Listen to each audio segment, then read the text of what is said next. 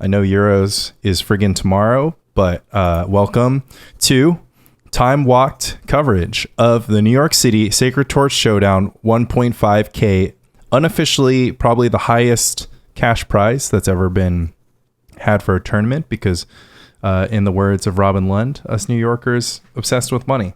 I am here with my probably the best Magic the Gathering commentator of all time, Michael J. Flores. Wow, that is high praise. I am with the aspiring best pre-modern player in the world. Still on the way up, Lanny Huang. Yeah, I mean, I'm doing my best. But we're going to see some pre-modern play here that doesn't include myself. The first match up on the docket is Sam Gabriel. It was Gabriel on the day, but it was Gabaral in the spreadsheet, so I couldn't quite figure it out. And this is going to be Red Green Goblins versus John Grudzina's beautiful, as you're about to see, Natural Order rock deck. Do you have anything to say before we jump into the action? So I have not watched any of these matches at least in the Swiss, I think. Maybe I watched one of the matches, like maybe one of the win-ins, and then I watched some of the top 8 matches. But most of these are completely new to Michael J. So even though this is time-lapse, time-spiraled sort of video coverage, I haven't seen a lot of the matches. So it's going to be new to me. If it were up to me, I would guess Goblins has the advantage against Natural Order Rock. Not seeing the lists. John Grudzina, obviously a very decorated pre-modern player. I've played against him at volleyball meetup, and I believe he is a veteran of the PSS, early PSS. I have no way of confirming that, so I'm going to go with it's definitely true. This is my belief. If Robin is in the chat, he could probably confirm. Yeah, because Robin was the victor, right, of the first PSS champion. I don't know about like PSS ancient history or anything. All right. In any case, this is going to be super fast from here. There's going to be no dropouts in the action, so this is going to be the fastest coverage. We're going to do 9 rounds in 2.5 hours. So buckle your seatbelts. I don't even think we're going to talk sideboarding. If you need deck lists, !deck in the chat. Yeah, so we're just going to jump into the action. Round 1, let's effing go. We have both players keeping 7, Sam is on a mulligan to 6, and John is going to open us up with the Duress. Duress is going to, of course, hit nothing out of the Goblin's deck because the Goblin's deck barely plays any spells. Can I make this bigger so it's not just You can spotlight. You can do whatever on your own side. This is easier for Michael J to see now. We have a Goblin Lackey. So you sped this start. The F up. No, this is just all action. No, like it's normal speed, but it's all action. So this Goblin Lackey is being met with a Wall of Roots versus Wall of Roots. Okay. Well, Wall of Roots is pretty good at stopping a Goblin Lackey from attacking. It's got about 4x's toughness. And it also has a higher casting cost. So if you were to say, I don't know, deploy a Pernicious Steed, you could kill the Goblin Lackey and leave the Wall of Roots. Instead, we are going to go with a Natural Order. And I guess that's why you put these cards in your deck together. Lanny and I had a discussion recently about Wall of Roots versus Wall of Blossoms in concert with Natural Order. I was an aficionado of that play that John Grudzina just now did. He got Phantom Niche, right? Yep, we've got a Phantom Niche with 7 counters on the battlefield facing down a Goblin Lackey. We'll see if Goblins can recover from here. It's a little tough from the spot, but as we know, Goblins can accelerate towards a finish out of nowhere. So we'll see if we got that kind of hand. We kind of got a glimpse of Sam's hand here. There's a Goblin King, there's a Ringleader, there's a Hull Breach. Yeah, Hull Breach is not going to do much. That's not like an artifact or anything. Yep. Nor is it an enchantment. So we're actually going to run out of Goblin Sharpshooter, which is perhaps the only way to challenge this Neshoba. I think it might not be fast enough, depending on what other goblins that Sam Gabaral has to kind of catalyze the untaps on this card. Yeah, if Sam can get 2 or 3 goblins into play, 2 or 3 untaps can turn that Neshoba into a 2/2 or 3/3 quite quickly. Yeah, like a Phantom Bobcat or something. Yes. So that's a war chief from Sam. Notably, John Grudzina was very wise in his obtination of the Phantom Niche instead of a Verdant Force, because Verdant Force would be kind of a joke against Goblin Sharpshooter, right? So it would be a 7/7, not trample, not lifelink, and it would make a bunch of dudes whose only job would be to catalyze the untaps on the Goblin Sharpshooter. God forbid he had 2 Goblin Sharpshooters. That would be a riot. Yeah, we've got this Goblin Lackey on chump duty, and that's going to take 1 counter off and bring Sam to 6 life. And Sam is going to miss that untap trigger, unfortunately. Oh, boy. So the whole point of that is that you can take a counter off of Phantom Niche, and I guess with the untap trigger, you get to take more than 1 counter off of Phantom Niche. We could have been seeing a 5 Phantom Niche, and if the War Chief got in the action, we might have seen even less. But instead, this Ringleader is going to try to produce enough toughness, but we're just going to move on to game 2. And we're in game 2. Wow, the magic of editing. Once again, we have a Goblin Lackey start. Wow, this is Sam. Really fast, Lanny. Okay, versus Swamp. I am not a big fan of discard spells in this matchup, so if I had Duress, I would side it out. If I had Cabal Therapy, I would also side it out. The problem with discard spells in this matchup is, like, what are you going to do? Cabal Therapy, Goblin Lackey? That's kind of good if you're on the play. If you're on the draw, it sucks. What are you going to Cabal Therapy after that? Maybe War Chief. Missing is just catastrophic. It's just better to have things that get on the battlefield or point removal, in my opinion. Yeah. I would assume that the discard spells are also out from the Rock player. Engineered Plague's likely coming in. So our Lackey was met with a Vendetta, and we got a Goblin Piledriver on the field, which is being met with a Wall of Roots and a Bird of Paradise. That's Birds of Paradise, Lanny. Fair. Creature type birds. Summon birds, actually. Summon birds. So was that a wasteland? Yep, that's a wasteland. Nouveau Riche wasteland. Yeah, that's like a secret lair wasteland. So they just want to devalue all of my cards. My wastelands used to be like $55. Now they're 55 cents. Sam is going to bolt the bird in the form of a Mog Fanatic and pass it back to John, whose battlefield is looking squared up against the missed land drop out of goblins, and kept a Cabal Therapy, which is naming Ringleader here. And we did not heat. Did you put that overlay on using editing magic? Yeah. Oh my gosh. We're just in the post-production game right now. So that's a Matron, Piledriver, and War Chief in the hand of Sam. And we can't see graveyards, but that Cabal Therapy at the graveyard. We're going to see another birds. Birds number 2. And a Dust Bowl. So Dust Bowl could potentially have a target in that Nouveau Riche wasteland. That's just a 1-for-1, right? And John would have to be giving up maybe a counter on the Wall of Roots to activate it. And he doesn't want to go too low, because then it will stop being able to contain what I assume will be an unending litany of Piledrivers. Yep, with the second Piledriver down, that glared out card is a Piledriver, making the battlefield 2 Piledrivers. And then also, Sam is flashing us a Hearth Charm in his hand, which is a sweet one out of Goblins. That's some very Christian Wisner. We have a Treetop Village, and we're going to take the Michael J line of dusting this wasteland, but not keeping that Dust Bowl around. These green and black sources are probably too valuable.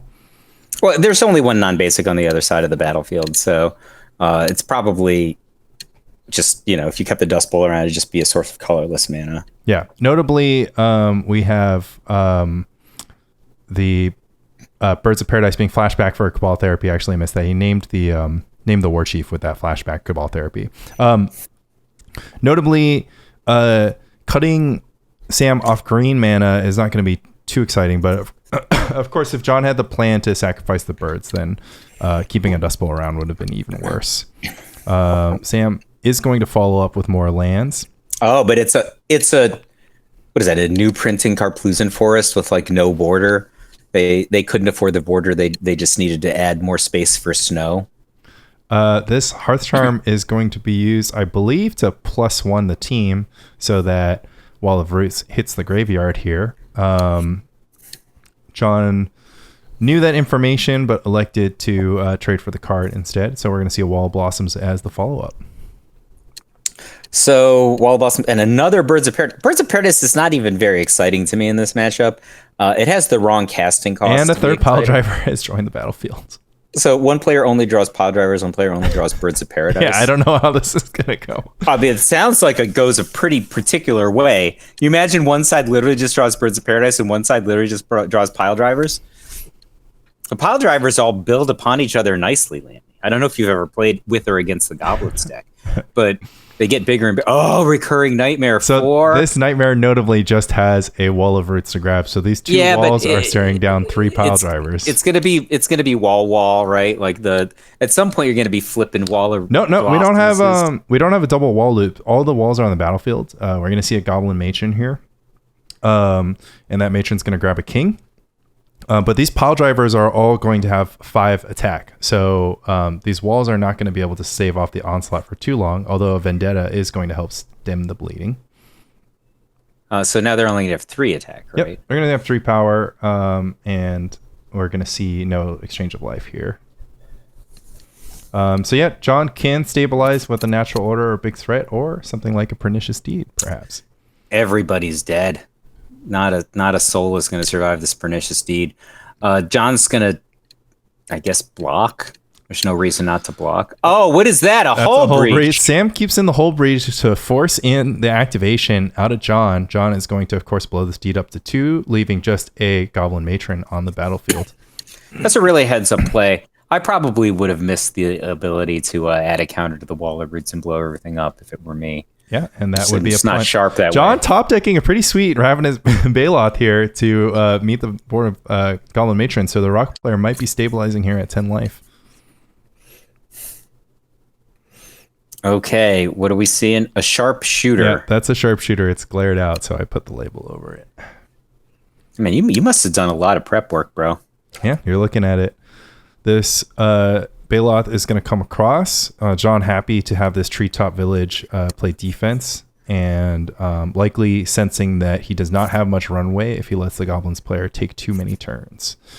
And there's also a known goblin king in the hand of Sam.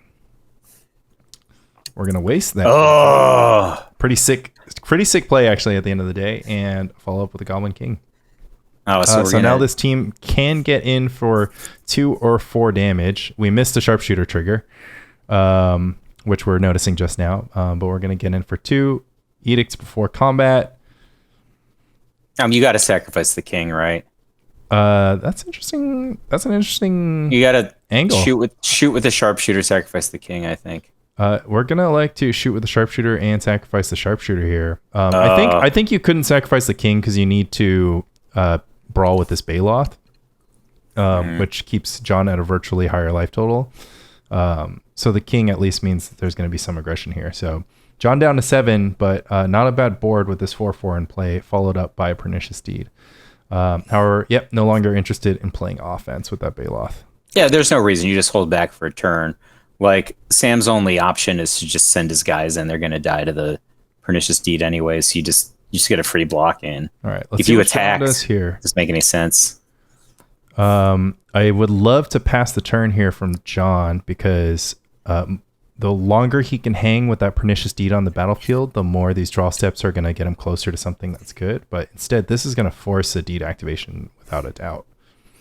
Why? Why not take 4? Oh, that's a good point. Yeah, you could wait till the end of turn and then just start the next turn with the clean battlefield.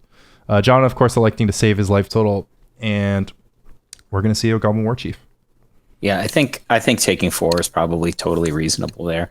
The Goblins deck has reach, but they need to lace it together with War Chiefs and and with a pernicious deed on the play, you can wait until your opponent's next attack step to blow it. So you would have gotten possibly 4 more damage in. You see all that stuff coming. It's not like the red deck where they just hurl fire blasts at you, right? Like the reach of the Goblins deck requires them to play at sorcery speed before they can start playing at instant speed. We're going to check out some graveyards here and throw down a Goblin Ringleader. Or sorry, that's the Siege Gang Commander, my bad.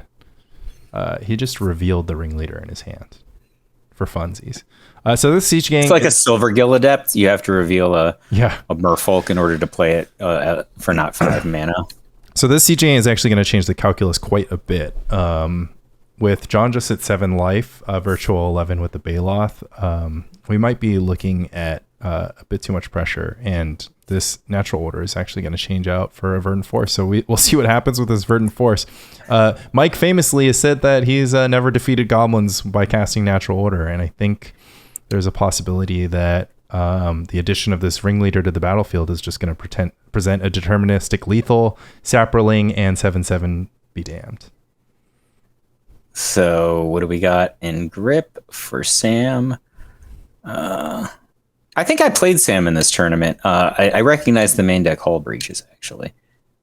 Is that a ringleader again? Yep. So Fatty Boom Booms. What do you got? It looks like a Matron. No, another ringleader. Ringleader for ringleader. But Man, you do not know the art of any of these goblins. Yeah, I have all mismatched crazy goblins. That's not going to matter with 7 damage through and an additional 2 from the Siege Gang. That's going to be enough. More than enough to take over the Verdant Force. Swing-tacular game that featured 0 engineered plagues. Yeah. I guess quick check on Gridzina's deck list. He's got to have them, but maybe he doesn't. Or we'll see it. We'll see the number. Sideboard, 3 engineered plague out of John Gridzina. So we'll see if any enter into the battlefield this time. We're gonna bolt the bird once more.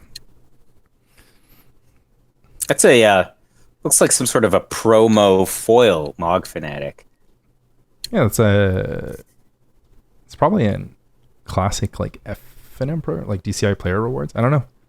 It's an old one, but we're gonna start off with the Wall of Blossoms from John, taking him down to 18 life.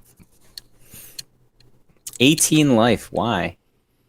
Bird cost a life. Yeah, we have a double Llanowar Waste start, and this Wasteland is going to continue to mess with John's mana. So this Lackey's going to face off against the Blossoms. Yeah, but I mean, I kind of hate that play because, look, the Lackey's not going to get through the Blossoms, right? So you're just putting yourself behind on mana. Like, you have to be pretty flush for resources for that play to make a lot of sense. That's true. And I think John's actually at 17, so I didn't quite edit the graphic perfectly. So in any case, this bird is going to face off against a Goblin Lackey. We're contemplating our Wasteland situation, taking out the black mana once more. We're going to Hearth Charm to make the Goblin Lackey unblockable so that we can sneak in Siege Gang Commander. Okay, well... How about that one, Michael J? I guess if you have that play, things change a little bit, but Sam still needs to have operating mana to make that Siege Gang any good, which maybe he does, right? Well, John's creatures all have 0 power, so... to a certain point, this Mishra's Factory isn't going to look that good on defense. And yeah, it looks like John's going to elect to play a Pernicious Deed. Oh, that's highly effective against this battlefield. So Sam's going to get in for 4 damage, maybe get a trigger from Lackey. I don't know what he's got. Is that a green land? No, it is a Wasteland? No, it's a Rishadan Port. What's a Rishadan Port? Yeah. I thought he's playing Wastelands. He's playing Wastelands and Rishadan Port. It is legal to play both in your Goblins deck. This is likely going to be a block out of Wall of Blossoms, I think, on the Siege Gang. Yeah, to keep the. But there's a Wasteland in the graveyard. Those things look exactly the same. There's two Wastelands in the graveyard. Yeah, they do have blue skies and yellow turf. So the sneak in is going to be a Goblin Matron. Okay. Got to be something exciting because, like, we got John is showing 3 mana, right? So it's gonna be trivial for John to blow up the whole battlefield. Well, Sam elects to take a Goblin Incinerator or Gem Palm Incinerator, and we will see what he does with it. I think he's just gonna get his board blown up. Like, he's going to be left with a 5-mana 2/2. Yeah, I do agree that I'm not hyped on this play. And if anything, I would try to hit the bird here to reduce Siege Gang mana. But instead, we're going to finish off this Blossoms with a Siege Gang activation. All right, so... I mean, oh, yeah, I guess the deed's going to blow up John's own bird, which we all know that yours truly is not the biggest fan of that interaction. Yeah, but so it doesn't have to. I mean, it probably will, and I think that he should do it now, because otherwise that gives Sam. See, this gives Sam a free shock. That's true. And I think our battlefield is Siege Gang, Ringleader. There's a Lackey still at the top of your screen. Yeah, that's getting in at the top of your screen. John's going to tank for a second and go ahead and activate the D for 3, reducing the battlefield to just a Siege Gang commander. We'll see how Sam reacts. Yeah, I mean, Siege Gang commander is going to toss 2 at the head of poor John Grazina. Should put him to count at 10, and then he'll take 2 from combat damage, put him to about 8. And with Sam still at 20, no, Sam's just going to pick up no his guys activation? instead of activating, and put John down to 10. And instead, it's going to look to develop his battlefield with, wait for it. I think it's a Goblin Sharpshooter I spy there, but there's a pile driver here too. And we're going to tank on that. I didn't edit through this tanking. I think it's going to read some cards in his hand. Sam repping the 90s MTG shirt, likely a regular at Game Story, a Legacy night. And yeah, it's going to be a pile driver and a pass. John, no black mana, just 3 lands. Passing it right back. Can't imagine what his hand, but I have to imagine that it's like quite a few black cards in there. He's got however many 3/3s he wants on defense. So this is not a great attack. So once again, there's a Rishadan port on the side of Sam Gabriel. So we are likely going to see a treetop activation that's met with a Rishadan port activation that punches through 5 damage. Again, Sam's battlefield here is a Siege Gang and pile driver. And if John doesn't do something, he's just going to be dead on board. And he scoops him up. I'll go and give us a little bit of breathing room to talk about that match, but let's keep the action going. What do you think about that, Mike? I'm sorry I missed the Rishadan port. I got confused. My Rishadan ports don't look like that, nor does my alternate set of Rishadan ports. In fact, given the fact that we're doing commentary on a pre-modern event, I'm a little offended. All right. A little offended. In that case, let's just jump into the next matchup. Sam Gabriel taking down John Grazina. Here we're going to Did I call on Burn versus Tom Matelski on Red Green Goblins? And yeah, you called it for the Goblins, and the Goblins got it. I'm going to call Shane Coda on this one. Yep. Burn is traditionally advantaged in this matchup against Goblins, although in recent months, years, recent times, we've seen some thought that Goblins can strategize around this. Notably, Peter Smith's taking down his very own brother in the Goblins versus Burn matchup from the Goblin side. Both of these folks with their basic mountains and wooded foothills made good finishes in this tournament, as I recall. Spoiler alert. If you're tuning into the stream for outcome here, we're going to block the Mock Fanatic, of course. Tom could have just chosen to make that exchange at any time, so that block is trivial. And yeah, I think you're right, Robin. There was definitely a Will Hurst sly loss to Jared Doucette's Goblins.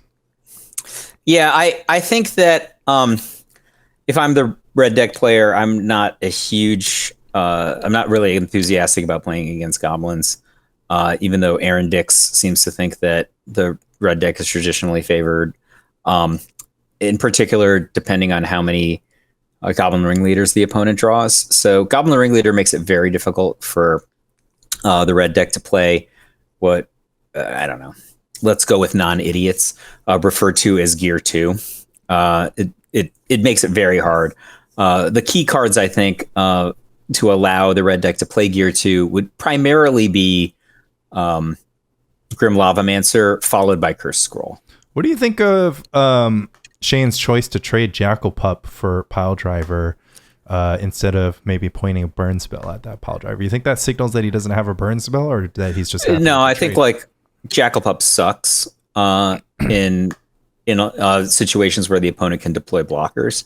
So like even this Goblin Matron can just trade with a Jackal Pup after obtaining value. So like any kind of a trade that you would get where you're taking out a significant threat on the part of the opponent, I think it's fine. The Jackal Pup probably has some good initiative if you're going first, which Shane was in this game, and you could clear the way. But I think like it's literally fine. Well, we're gonna see a ball lightning enter the battlefield and rumble in. See if Tom wants to take 1 point off of this ball lightning pain, but otherwise we're gonna get a ton of value here as Tom is tapped out with no resistance. Previous turn we saw Tom matron for ringleader, and yeah, this matron is going to reduce this lightning damage to 5 instead of 6, right. Putting Tom to 14. Not a huge fan. I would have taken 6. Yeah, I think it's helpful to be able to convert this matron for a pile driver trigger or a siege gang commander activation, or just a mana with a skirt process with a skirt prospector. Yeah. Like the one damage is like, I mean, it's 5% of your life total. I mean, it depends. If the real question I would have is, does Tom have a lot of double reds? If he's a lot of double reds, maybe then it matters because he's got Karplusan Forest, but it doesn't seem like it matters because he just has a mountain. So, so Shane has got, looks like 2 cards and a curse scroll.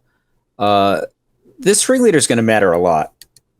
And we're going to hit matron, ringleader, and lackey out of that ringleader. So casual draw 3 from this ringleader. This is where Aaron Dix might say it's time to burn face. Would you agree? You kind of have to. I think I would leave the ringleader back here. Yeah, and that's exactly what Tom does. Like force Shane to use the curse scroll if he wants to get it out of the way. So Shane's electing to use a ball lightning instead to get it. Well, if you got that, I mean, in for a penny, in for a pound, right? Like Tom has to absorb 2 damage here. Yep. We are on the absorb damage plan, and it's not looking great for Tom reduced to just 9 life. Yeah, I think like it was kind of weird. Like if Tom had just drawn maybe a couple of Mog Fanatics or had been able to obtain Mog Fanatics, so he's an overwhelming amount of Goblin's card advantage. Just didn't get any Mog Fanatics, like might not have taken any ball lightning damage. Okay, 5 mana, 4 bodies. Let's see if it can resist a cursed scroll, a Mog Fanatic, and it looks like 2, maybe 3 cards in Sam's hand. So I think 2 cards in Sam's hand. Shane, sorry. I think Shane should probably try to kill the Siege Gang Commander itself while Tom is tapped out, which would reduce the value of those remaining bodies by a lot. Oh, but that does not happen. He's just going to pass likely. Look, if I'm Tom here, I'm pretty worried about 9 total damage. Yeah, 9 total damage coming for me from here. So you have how many cards? Yeah. This Mog is going to get in for 1. Dead, right? Like this is probably like Incinerate Fire Blast here with a Curse Scroll activation or something. It certainly smells like it. Let's see how it goes. Back in the day, I mean, you probably never had this experience because you grew up in such an information-rich version of Magic. Like I'd be in this situation, my opponent would be at 8. I'd have like an Incinerate, a Lightning Bolt, and a Fire Blast, and I'd just be like, should I go for it? What if they have it? What is it, Michael J? I don't know, but what if they have it? like, yeah. What if I'm playing against Phil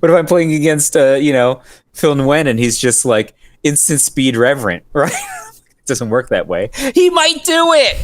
I think Tom could throw a surprise Zern orb here, but other than that, it's not looking good. The Skirk Prospector, of course, is going to provide a little bit of damage potential.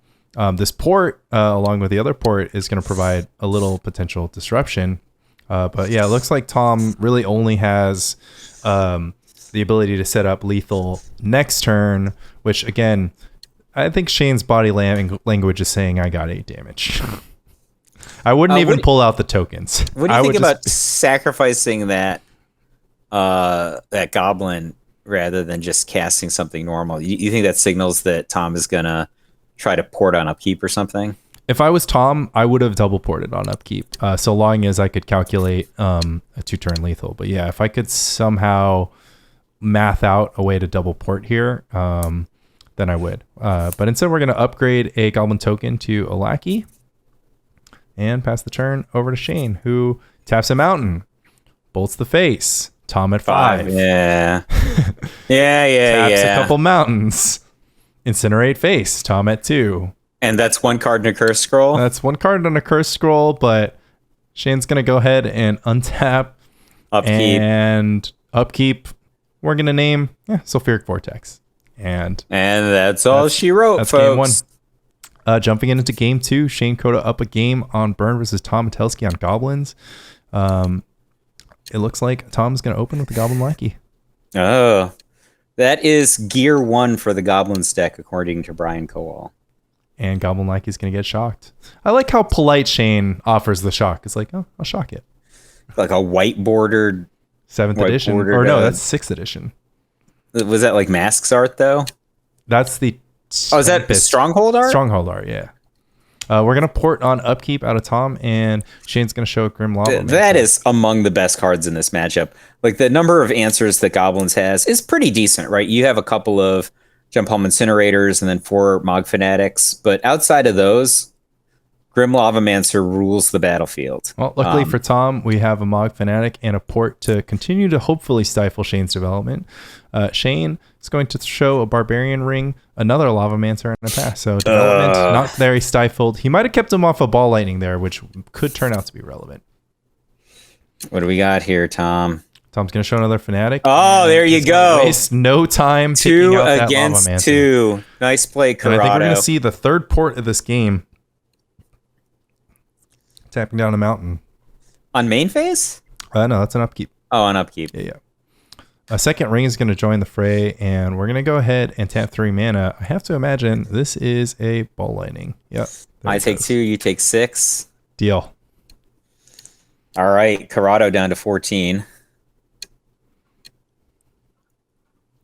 Did you hang out with Corrado Sr. much on Saturday? Just a little bit. So Tom Metelsky's father actually brought him. It was like back in the day when like your dad would take you to a PTQ or something on a Saturday. It was GD wholesome, I got to tell you. Yeah, super nice guy, Metelsky Sr. Tom is going to go ahead and I can't believe it's turn 5 already, but he's going to go ahead and Siege Gang. So after 3 port activations. Yeah, but you made the speed go so fast. That's why it's going so fast. When you say, "Oh, I can't believe it's going so fast," it's because you put some sort of AI that made it go fast. No, it's just I. It's natural intelligence, if you ask me. You just did this, just zippity doo doo. Yeah, I watched it down. I cut out all the tanking. I will tell you, shout out Tom Metelsky. You do spend a decent amount of time in the tank, so there's quite a bit of editing on this game. Can you imagine just like spending so much time in the tank and then just picking the wrong play? Like, I at least am considerate enough to not think about anything that I say or do. It's just whatever the first thing that comes to my mind, that's what I say or do. All right. So this is Shane's 4th Ball Lightning of the match. 2 in game 1, 2 in game 2. But that's going to be met with a Pyrokinesis. So Tom, that is saving 6 damage with 2 cards. And our battlefield is 3 Goblin tokens versus 1 card in hand from the Burn player. That's Although notably those Barbarian Rings are active. It's a really expensive Pyrokinesis, right? Like, he's using 2 cards to deal with a card that was going to go to the bin anyway. That's technically true, but as us philosophers know, the only resource that matters in this matchup is likely going to be your life total. And with a top deck Siege Gang Commander, Tom's got to be feeling pretty good about that choice. The Seal of Fire is going to take out Siege Gang, but Shane is staring down a 3, probably 2 turn clock. And Tom's at a decent life total of 12 and might be able to, again, continue to play Disruption with this Rishon port. I mean, virtual 8, right? Virtual 8, but notably it's going to take 4 mana to put Tom at 8. And this Pile Driver is going to force the issue. Not this turn.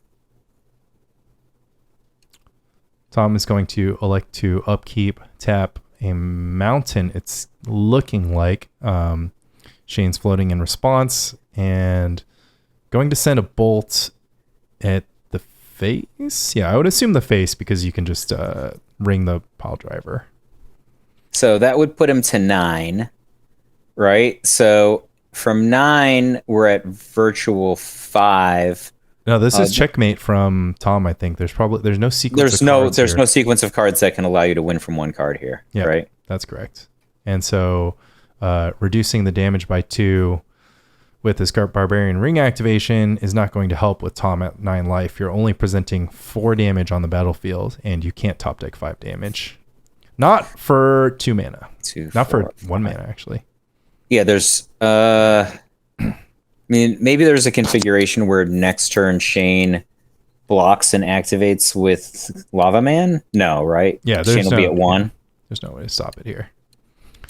So we're just going to roll out the motions going into the finish of this game. But yeah, it's looking like a mathematical lock. Did Tom tap the Barbarian Ring?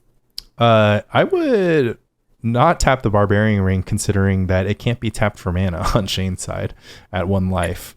But I don't think it's going to matter in the end. Yeah, well, I think that's what Tom tapped. And yeah, just like we said, that's going to be game. Moving on to game 3. So Goblins puts one on the board. But yeah, play draw here, likely very critical. And yeah, going into game 3, we're going to open with the Mog Fanatic from Shane Coda. Shane's starting off with Bloodstained Mire, the dramatically worse of the 2 fetch lands that are played in the red deck. Because it can't bluff that you're playing Goblins. Yeah.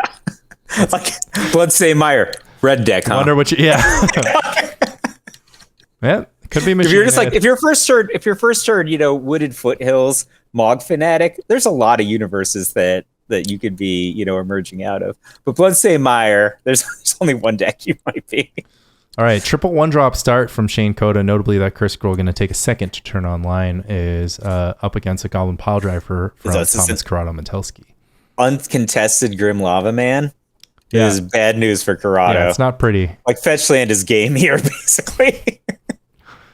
And if you had to ask why Burn is so favored against Goblins, this battlefield definitely is a little bit of why. We're going to go for a shock, and the shock is going to be responded to with a Pyrokinesis pitching a Gem Palm Incinerator. So let's see here. That seems a little abrupt to me. Right, the Gem Palm Incinerator could have gotten 2 for 1 next turn. At the cost, I mean, he's going to take the same 1 damage, I think. Shane's going to cash in 3 damage with this Fanatic activation followed by Lavamancer. I'm actually going to pause this because let's talk about this for a second. So Tom had the option to Pyrokinesis, Lava Man, or Mog Fanatic for 1. And then Shane would have had to respond with a Lava Man activation, but he couldn't because he was short 1 card in the graveyard. So he'd have to Mog Face and then activate the Lavamancer targeting the Piledriver to put the activation under, and then he would have a point in doing that. Yeah, he would have a Lavamancer remaining if he did that. So it looks like the Pyrokinesis was pretty much the only play. I would have just maybe waited for Shane to potentially blunder an extra creature onto the battlefield. But no, what I'm saying is maybe Tom could have just waited and not used the Pyrokinesis at all, taken a point from the Mog Fanatic, and then just used the Gem Palm Incinerator for a 2 for 1 the next turn. The Mog Fanatic on the other side of the battlefield turns the Incinerator on. Right, of course. Right? So it seems to me that was kind of an abrupt play, and that he saved very little damage. Yeah. He saved some damage, but he saved very little damage. Like, he still got brained by the Grim Lavamancer, and he just would have taken 1 either way. Well, maybe Tom will reveal a little bit more into his next turn, but yeah, I'm inclined to agree that the Incinerator felt like it did not quite cash in value, but this Matron is, I have to imagine, grabbing a Ringleader here. I mean, assuming Tom has the resources to deploy it. No, we're going to get a War Chief instead. I'm guessing he just doesn't have a 4th land, given this play. But this is death right now. If he doesn't have a 4th land, or his game plan is on War Chief, Shane's Curse Scroll is just going to eat Tom up. Instead, Shane, the King of Ball Lightning, is going to serve his 5th Ball Lightning of the match, and Tom is just going to take all 6 of that damage on the chin. Yeah, but do you see what I'm saying, right? Shane is just getting cards out of his hand. That Ball Lightning is just one of many cards he could have gotten out of his hand. The fact that it's awesome in the situation is by definition awesome, but like, Tom just can't deploy anything that lives through a Curse Scroll. That's true. He's just going to put a sad little Prospector onto the battlefield and serve it back. This is miserables. We're going to get through Shane's upkeep, and Send up Shane Barbarian Ring. Seal of Fire down to 1 card in hand with this curse scroll. Tank a little bit, but there's just literally no. Let Tom play into your mana. What are you doing? Like, this is a great way to give Tom an opening.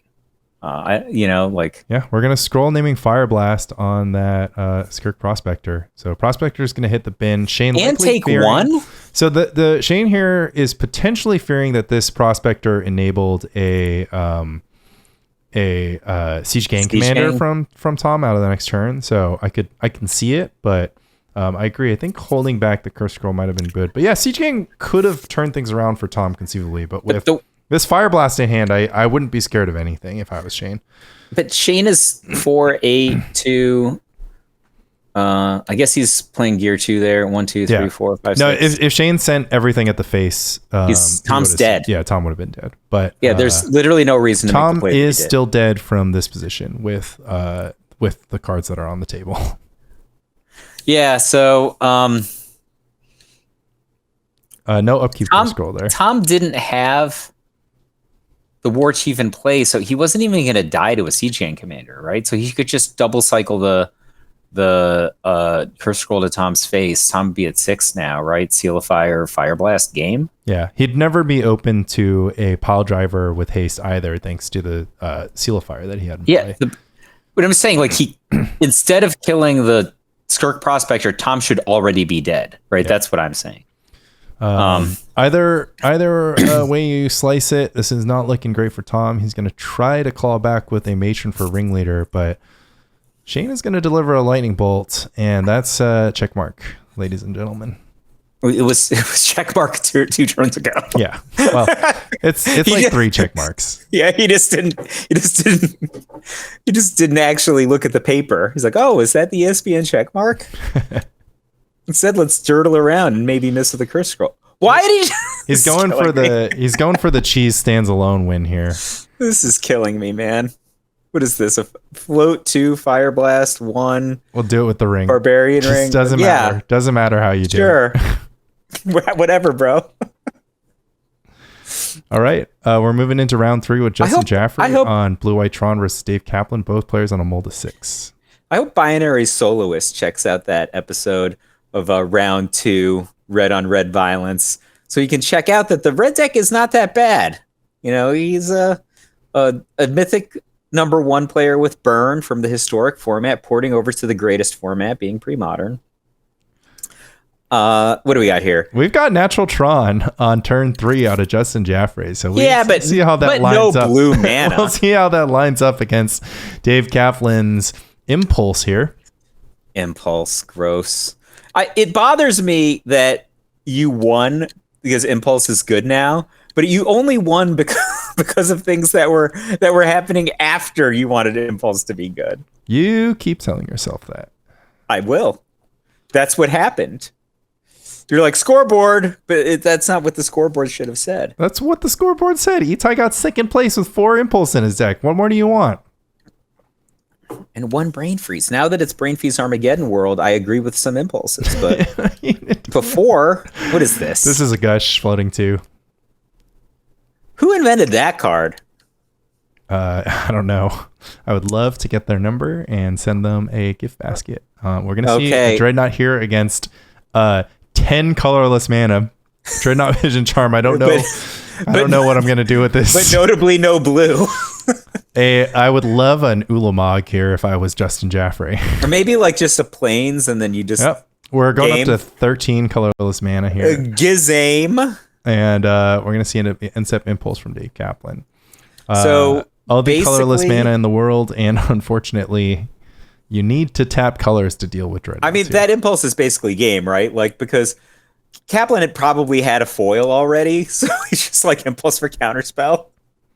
He plausibly saw that he was not under threat of greater than 1 spell from Justin. Well, he's not under threat of greater than 0 spells right now. Yeah, I mean, there's just nothing you can do with like 13 colorless mana, right? You can play hard cast a Masticore or a Triskelion. Yeah, you can play 2 Triskelions. I don't know. Ooh, an egg! Come on, egg. I'm waiting for this egg to rock and roll. That's a Sky Cloud egg with one floating. We'll see what he does with it. Like, is it going to be like an alabaster potion? All right, now we have one 15 colorless, life? one blue, and one white floating. And I have to imagine with that crack, Justin is planning to do stuff on his main phase. Yeah, I mean, that was the blue and the white that he was going to get. I mean, I think he was also trying to draw a basic land here. So we're going to plow the Dreadnought with blue and a colorless floating. That's going to be met with a counter spell. Using that blue and colorless, we're going to fight back with a mana leak. And Dave is going to look at his hand and look at that. He's got a foil. This is pretty good deck, huh? Exactly what I thought was going to happen. Yeah, so with Justin at 0 potential plays. I mean, what if like Justin like slammed another egg and then had like a disenchant there? That would be insane. It would, it could, and it should, but it didn't. It did not. We're gonna open up game 2 with Justin. With but another egg. He's got the egg preloaded. He has colors now. It's just like when you get like an IBM PC. We or have whatever. We have double the colors in game 2 than we did in game 1 already. Opt. The third, if not fourth best one casting cost cantrip you could play in this deck. You think it's the third or the fourth best? I think it's the. You think it's the second best? I think it's tied with Sleight of Hand. Like I play every opt before Sleight of Hand in this deck specifically, but I actually think Sleight of Hand is quite good. And Dave is just gonna send a turn 2 Dreadnought here because he just has no fear, I guess. He has either no fear or plenty of protection. Justin is going to respond by cracking the egg for blue-white and pass the priority back to Dave Kaplan, who I assume is going to play some version of Stifle, Vision Charm, one of those cards. Vision Charm, probably. Yeah. Using our floating mana, we're gonna prohibit the Prohibit. Vision Charm. This is gonna get dazed. And it got dazed. Or no, it got gushed. Hold up. Oh wow. Kaplan getting fancy. Kaplan sending the gush and foiling it with Island and Meddling Mage. So Kaplan with 0 permanents in play, normally a disadvantage in the game of Magic the Gathering. I would say in a pretty decent shape here. Lanny, I've tested this matchup, not the Tron side, but variety of decks against you playing blue-white 12-12. You would have never been in the situation that Dave Kaplan is in right now. I would have been in that situation. You would have never done this, as far as I know. Like he needs to have like another foil to not get blown out if Justin has anything. I guess he soul read him. Yeah. He just soul read him for one answer. Kaplan showing no fear. Either that or he's just got another foil in his hand. I mean, anything's possible, right? We're just going to cycle this egg at the end of turn and cycle this impulse afterwards. Kaplan is a champion of legitimate Magic strategies, right? So he's won a Star City Legacy, whatever they call them. 10K, yeah. Yeah, in the last calendar year. So he's also kind of the godfather of the volleyball meetups. So if you ever said to yourself, hey, I want to have a New York Premodern meetup at a volleyball court and, maybe drink smoothies while sand is blowing around me, Dave Kaplan is your man. Justin is going to show his Tron pieces and a Darkar Wastes. Or sorry, Jaffrey's gonna show his Tron and a Darkar Wastes faced off against Dave's 12-12. It looks like he's not in great position here. This Decree of Justice might be the only card he's got, and unfortunately, that Decree is capable of making 5 1/1s, and that Darkar Waste is going to put Jaffrey down to 7. So those 5 1/1s aren't going to wash out the 12 damage coming. So unfortunately, he needed to be a non-pain. He needed to be a plains to survive one turn. All right, so it's not. Yeah, but he would get to draw a card, right? Like that's like, what else do you want in life than drawing a card? All right, and that's going to be Kaplan taking down Justin Jaffrey on the blue-white Siphon Overtron. Still had all these, says Dave Kaplan. He's learning at the foot of Samuel Black, I guess. All right, what do you got? Ryan Fisher, no elves versus who won Terragon? By the playmat, that's Matt P. Yep, that's Matt P. Ryan's going to start on a mulligan to 6. This is going to be the first of 3 feature. I guess that's a spoiler. Yeah, but Natural Order Elves, of course, the Elves deck, adding in Natural Order main deck 2 copies. This is Michael J's starting 60 of the Natural Order Elves, which features 2 Natural Orders and Verdant Force as the guy. We are going to open with the Symbiote, which is met with a Mox Diamond and a Swords to Plowshares. So Michael J on both sides of this table. This is Matt P annihilated me in round 1. This is a Weathered Wayfarer from Matt Perlman, if I remember correctly. Yeah, it was ticklish to me because Ryan did, spoilers. I guess Ryan did so well in this tournament. He was just like, "Thanks for posting that Elves deck." And I was like, "Oh, he played my starting 60." Let's see here. What do we have? Kyrian, not the one you like. Not the one you like. The other Kyrian. Yeah, Kess, I call her. Ranger. So if there's anybody that you don't want your Weathered Wayfarer squaring up against, it's Kess over there. She can keep the Weathered Wayfarer from doing any shenanigans. On Perlman's side, we have a Sylvan Library, and that is being met with a Wall of Roots. All right. So slow start out of the Elves. Matt having the possibility to develop his game plan here. So for those that don't know, Matt's deck is mostly built around Cataclysm here. And that's kind of his only hope against Elves producing a particularly wide board.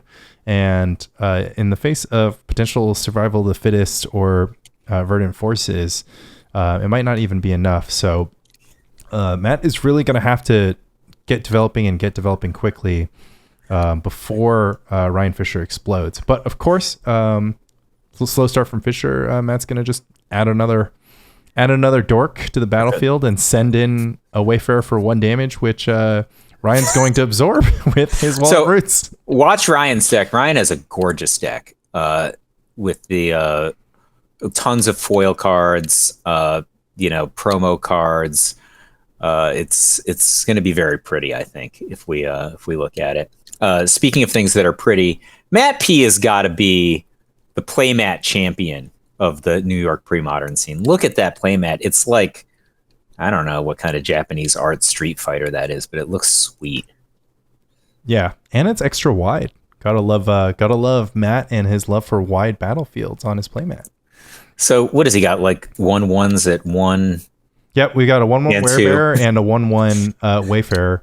That is met with 2 O5s and a Quirion Ranger. If he casts a Terravore, it would be a 1/1 also, given the current complexion of the battlefield. We got 1/1s for 1, 2, and 3. So we've got a couple O5s, and yeah, the dorks are just going to stand off against each other, I think, for a few turns here. Yeah, this is the format of turn 2 Devourer. This is the format of Full English Breakfast. We got 1/1, 1/1, 0-5, and -1/4 out there rocking and rolling. It's a -0-1 counter, I'm pretty sure. An Aura of Silence from Matt Perlman is going to make it really hard for Ryan Fisher to cast Survival of the Fittest with green mana left over. But with just 1 card in hand, the bigger win here is this Windswept Teeth, which is going to clear the top of the library for Matt and hopefully give him some business. And I just caught a glance of a Natural Order in the hand of Ryan Fisher. So he might be trying to bait out the first plow and sandbagging it for that reason, but we'll have to see. There's only one quality fatty in Ryan's starting 60 if he was playing my list, which is Verdant Force. The funny thing about Premodern is Verdant Force really is just the best creature you can get with Natural Order, which is kind of depressing, right? Like you would hope that there'd be a more impressive creature than that, but there's not. Yeah. Ryan is going to go ahead and cast that Natural Order and show that Verdant Force. Well, let's look at it like this. There's an Aura of Silence in play, and a bunch of 1/1s next to it. I hope Matt Verdant Force makes 1/1s every turn. I hope Matt stocked Plowshares on the top of his library with that Sylvan activation, because the no crack here means that he had to have it, or else I would have wanted to look at 3 fresh cards. Instead, we're just going to face off against this Verdant Force and fetch post library. And I'm hoping that these last 2 cards is going to be something good for Matt, because this Verdant Force can have the potential to take over the game. And it's just going to be a pass. We're going to tap the top of Ryan's deck. No cuts. We're all friends. And make another Sapperling. And I have a feeling Matt's going to be put into the abyss by this Verdant Force in the absence of a Plowshare.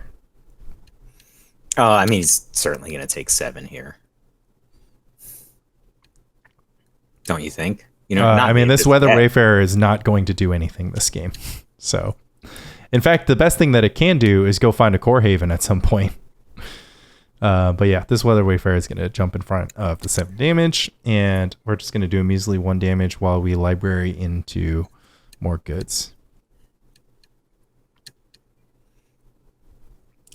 I think you're right, Lanny. In the face of that Verdant Force, I think I would have wanted to get like an Ancestral instead of a Brainstorm. Yeah, I agree, but who knows? Matt might have been stocking things up. This survival is going to get cast for 4 mana. It's going to be met with a activation of the Aura of Silence. And yeah, I mean, it's possible that Matt Anger was hanging on to something. This Anger is going to grab this Deranged Hermit. And that's going to be all she wrote, because the Deranged Hermit is going to be 9 haste next turn. Even if, I mean, what's the best case scenario for Matt P as Swords to Plowshares? The best case scenario right now is probably Cataclysm followed by Swords to Plowshares. Well, that's survival should be in the bin now, right? Yeah, it is. It will be. And yeah, we're going to Cataclysm. We're going to pick up our permanents, and we're going to quickly correct the error of survival being on the battlefield. This forest is going to jump back to hand, courtesy of Quirion Ranger. Ryan's going to point to his Verdant Force, saying, I would like to hang on to this one. So we're hoping that Matt P has a Swords to Plowshares to complete the play, right? Because if he doesn't complete the play, this Cataclysm is just going to put him in a situation where one guy's got a Verdant Force and the other guy doesn't. Yeah, I would hate to blow up most of my board and leave my opponent with a 7/7 that makes 1/1s. But I mean, it's also possible that the top of Matt's deck was not giving me more. But notably, yeah, if I'm Matt from this position, I really, really would have dug deeper with that Sylvan, knowing that each turn a Verdant Force gets me anyway. So that was a highly asymmetrical Cataclysm, I gotta say. Well done, Matt P. But you really needed to finish the play, I think. Yeah, that's correct. So I hope, does Ryan not realize that his creatures all have haste?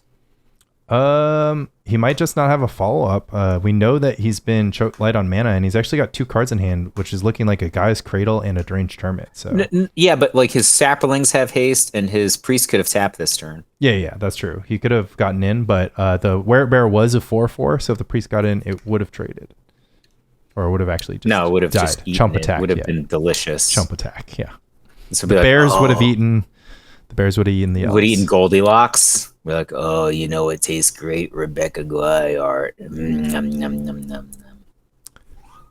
We have got a Windswept Heath and an activation here, but it's looking like still no removal on the side of Matt P. And he's getting stared down by quite a lot of force here. We're gonna cycle. Verdant means green, right?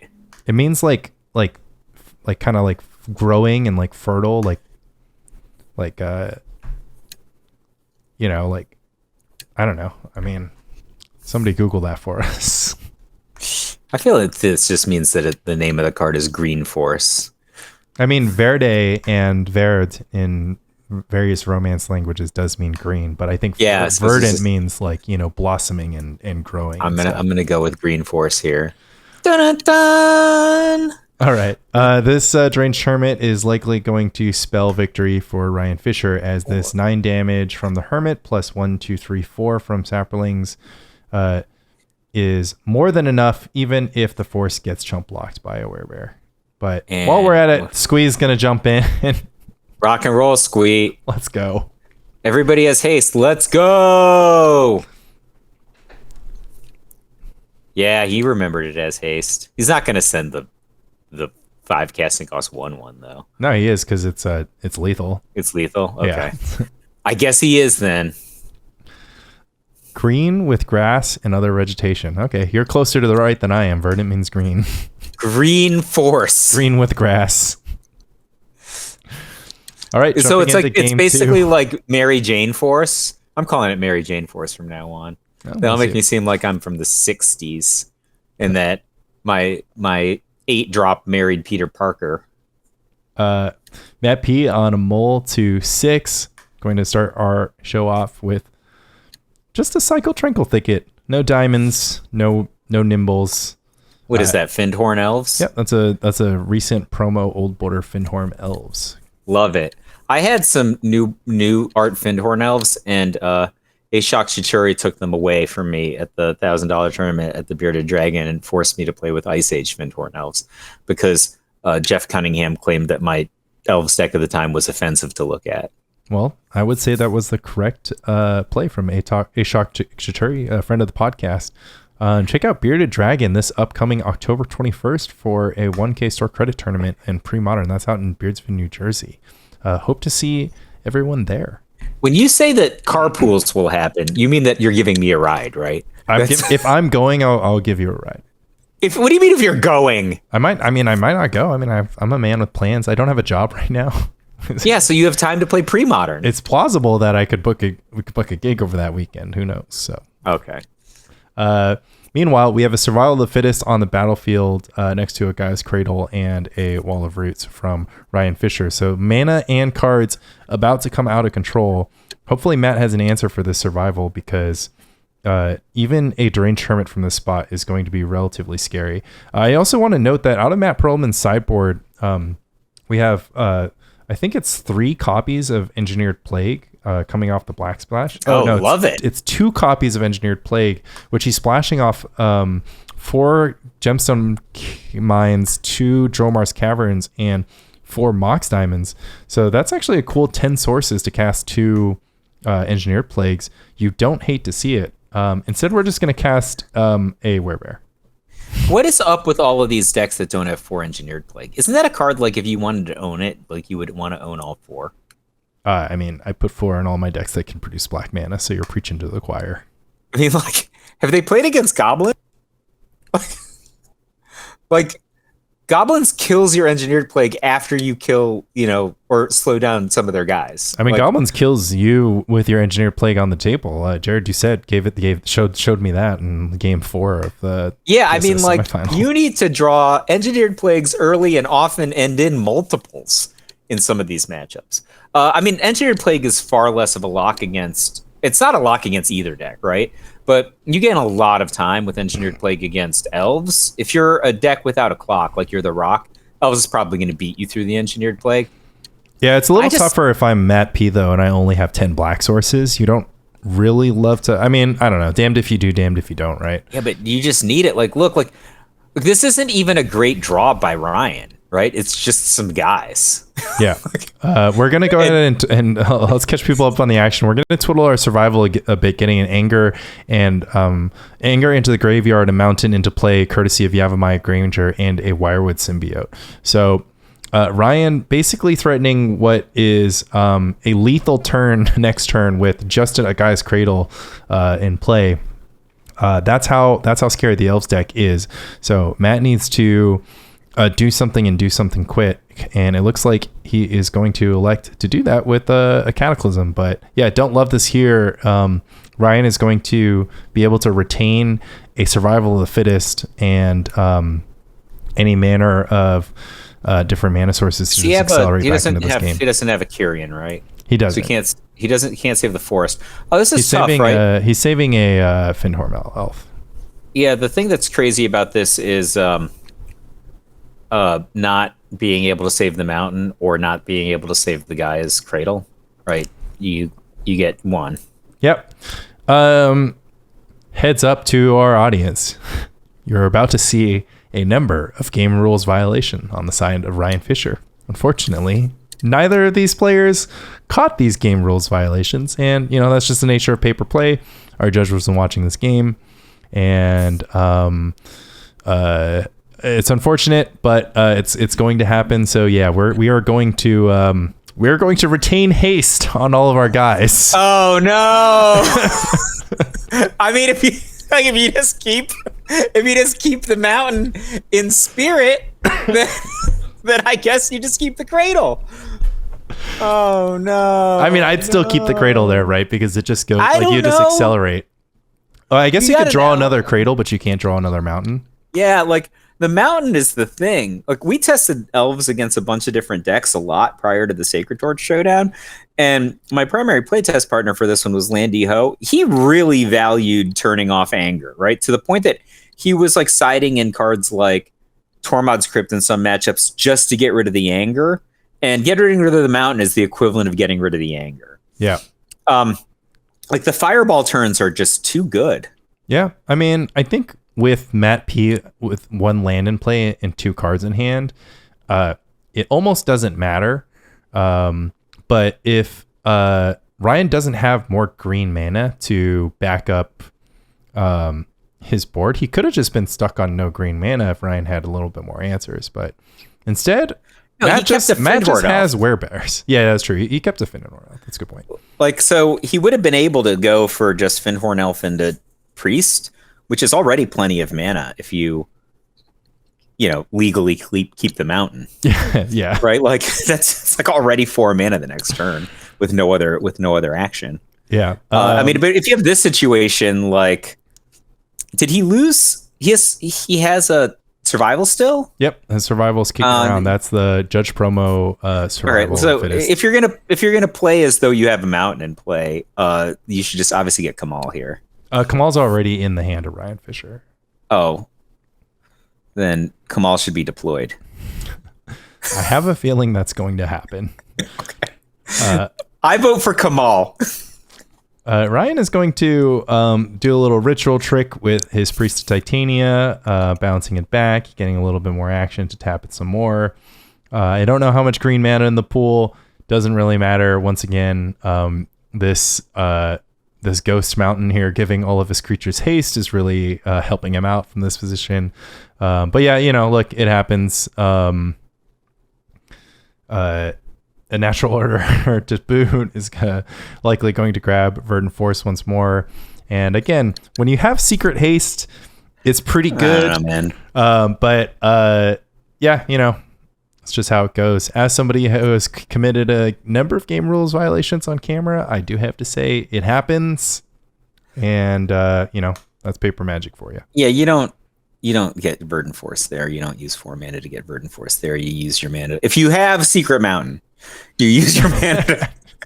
You use your mana to untap the guy's cradle. Yeah. Like, so like this is. I'm just looking. There's a priest. There were 2 other elves.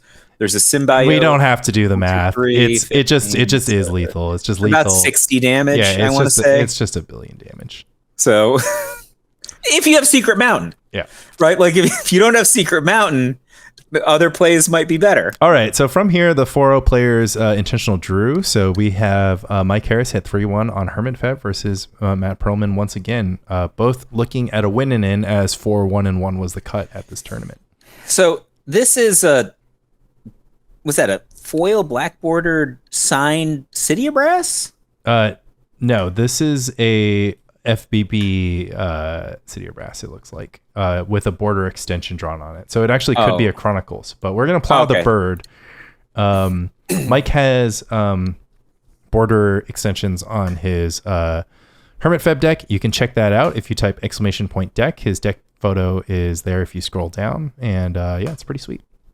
All right, so for the uninitiated watching the stream, who might be watching a VOD or a YouTube or something of this later, talk to me about this Hermit Feb deck. Okay. Why is Feb all in caps? Is it only played on the 29th of the second month of the year? That would be a no. We're going to Cabal Therapy really quick. We're going to name Plowshares with that Cabal Therapy.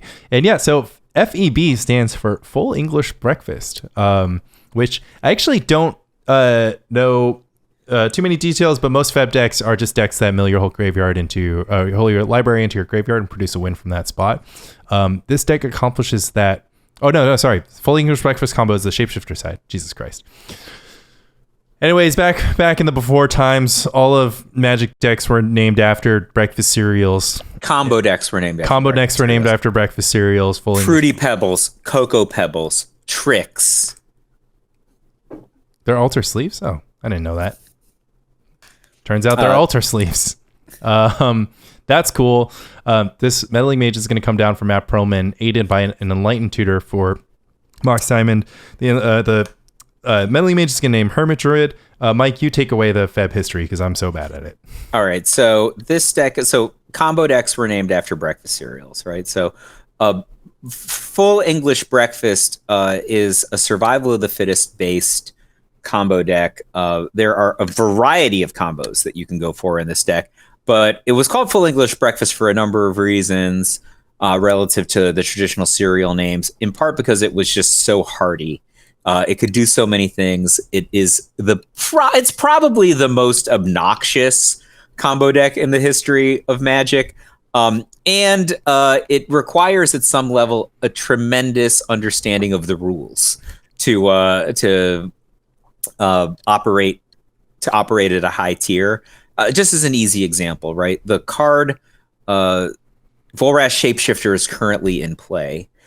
You can unearth a Volrash Shapeshifter with a Palinchron in your graveyard, and there is a momentary Palinchron on the top of your graveyard. Yeah, on the top of your graveyard. So there is a moment in time before the unearth goes into the graveyard, while it's just sitting there on the stack, where the Volrash Shapeshifter that is already in play sees the Palinchron and untaps your lands, and then the unearth goes into the graveyard. That is just one of the many things that is going on in the full English breakfast deck.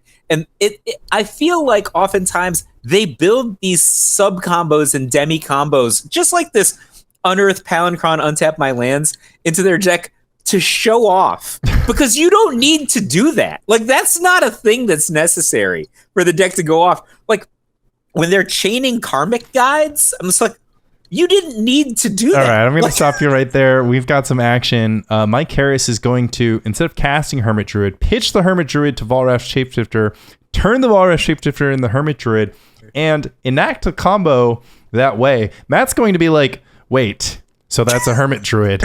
Mike is going to be like, yes, yep, this is a Hermit Druid, and it is not summoning sick because I played this Shapeshifter last turn. Check out my deck. Cool deck. Hand it back to you, and let's go ahead and check out the execution of the Hermit Feb combo, specifically the Hermit side. Mike Harris is going to cast an Unearth. Unearth is going to get Volrash Shapeshifter. Shapeshifter is going to enter into play as a copy of Karmic Guide. Wait, pause. When he puts his entire deck into his graveyard, notably, he can order the graveyard. Yes. The cards don't go into the graveyard in the order. Karmic Guide's going to get Psychotog.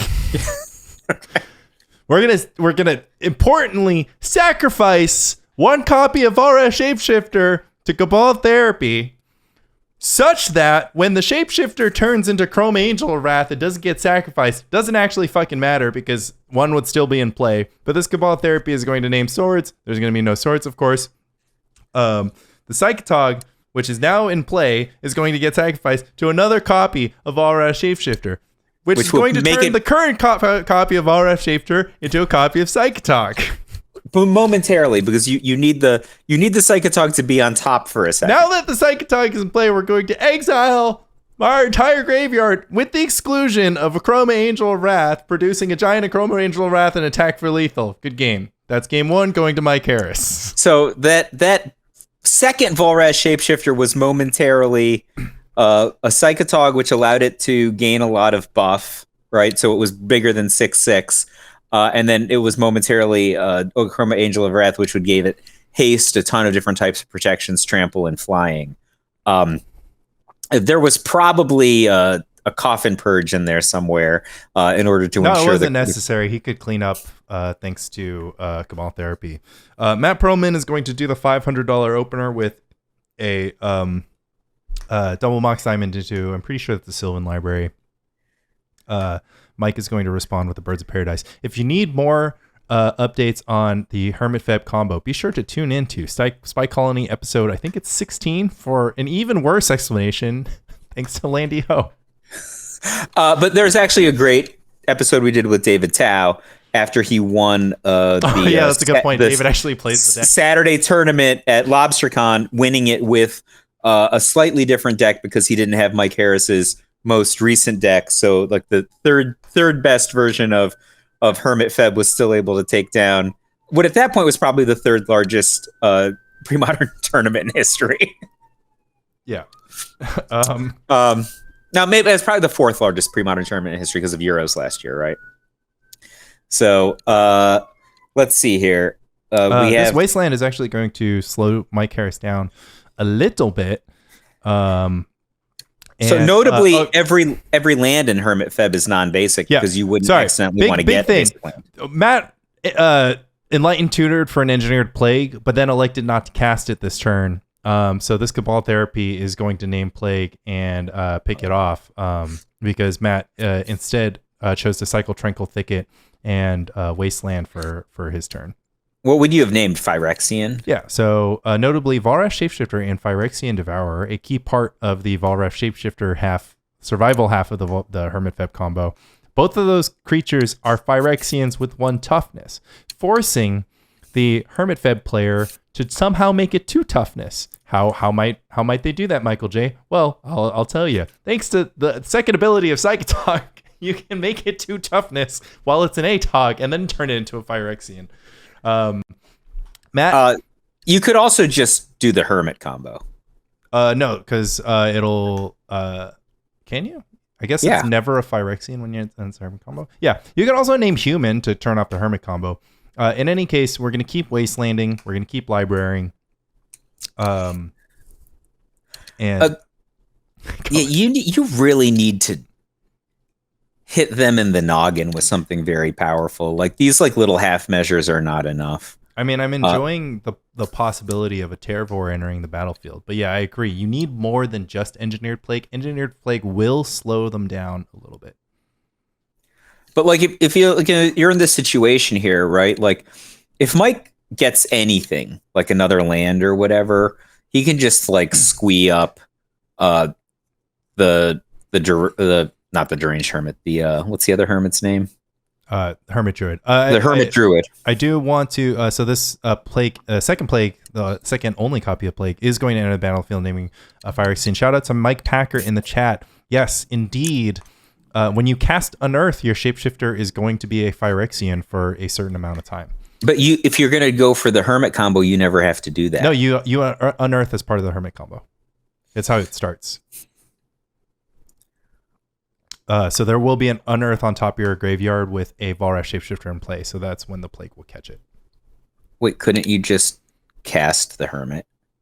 No, it's not the well, yeah. So you would have to cast the Shapeshifter instead, but you would need to do that with a lot of mana instead of casting Unearth. So yeah, you would have to Reclamation your Shapeshifter. Look it up.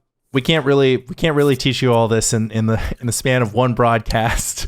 Long story short, the Plague can beat the combo, but the combo can beat the Plague. It's a punch, but it's not a knockout punch. You just need to have a clock, right, to finish somebody off. That's the thing. All the disruption in the world is only so good. Yeah, exactly. Chat is also sounding off that, of course, Curse Totem does a bit more work than Plague does, and then even more so, a card like Humility is quite good because if you have a monk realist as your answers to enchantments, Humility also turns that off. What if he just goes Palinchron Beatdown? That's my favorite plan. That is a 4/5 flying, my friends. And yeah, let me tell you, plenty of games have been won with Palinchron Beatdown out of this deck. Be sure to tune into the pre-modcast, which is going to feature Mike Harris talking about the deck. And brother, that happened last week. That's 2 weeks ago. But anyways, if you're watching... No, the episode. I listened to it already. Yeah, so the episode was last... Anyways, I don't know. Do it. We've got a rare revelation for Survival of the Fittest. The response is going to be activate Survival of the Fittest. The response from me is to refill my drink. So, I mean, Matt P is doing all the things that he probably configured his deck to do in a sideboarded game, other than putting on a substantial clock. Like, he needs Werebear Beatdown ×3. He needs Terravore, something burly to get in, because all these little kind of disruptive chip shots are not going to stop Mike from just winning the game. Yeah, notably, Mike gets an Auramancer, which is going to allow him to return Survival of the Fittest. And just to ensure against the flashback of Ray of Revelation, Mike has his singular copy of Coffin Purge to handle that. So he also put it exactly where he wants it. In his graveyard. Why would you want to grip that card? I mean, it functions the same. But anyways, this Auramancer is going to pick up Survival, and we're going to get our Survival of the Fittest right back online up against Matt Perlman's board of Engineered Plague on Phyrexian and Sylvan Library. 1 card and 1 land. If you were... I guess once you have Survival in play, it just doesn't matter, right? Because he just gets Monk Realist and blows up the Engineered Plague. I mean, he can just get Psychotog to start his graveyard to put +1/+1 onto the Shapeshifter. Or he can just get Squee, and he can draw 2 cards a turn. And just from but drawing 2 cards a turn doesn't do anything unless you do something to close the game out. Well, like I said, Mike can assemble enough material in his hand to pitch to Survival such that he can start his turn off with the Psychotog on the top of his graveyard. And absent any interaction from Matt Perlman, keep that Psychotog in his graveyard, pump the Shapeshifter. That +1/+1 from the Psychotog is going to hang around when the Shapeshifter changes back into a Phyrexian, and he'll be able to execute the combo safely. We actually didn't explain the Valrath Shapeshifter side of the combo. And with this Valrath Shapeshifter entering the battlefield within the next few turns, it would be important to do so. Maybe we'll just do it live and see if it happens here. Well, at this hyper speed that you have the video playing back, it's going to be hard to keep up with Mike Harris's execution. All right. I think it's just going to be a Birds of Paradise here. Oh, it's going to be a pitch to Squee. So I think we might see one. We might survive one more turn. So does Mike just sit around and goldfish his Hermit Feb deck so that his execution is perfect? Notably, goldfishing this deck is not particularly useful because it's very important to consider the interaction that your opponent has. Because goldfishing is actually pretty straightforward from this spot. You only need to do 2 actions, which is discard Devourer, discard Triskelion.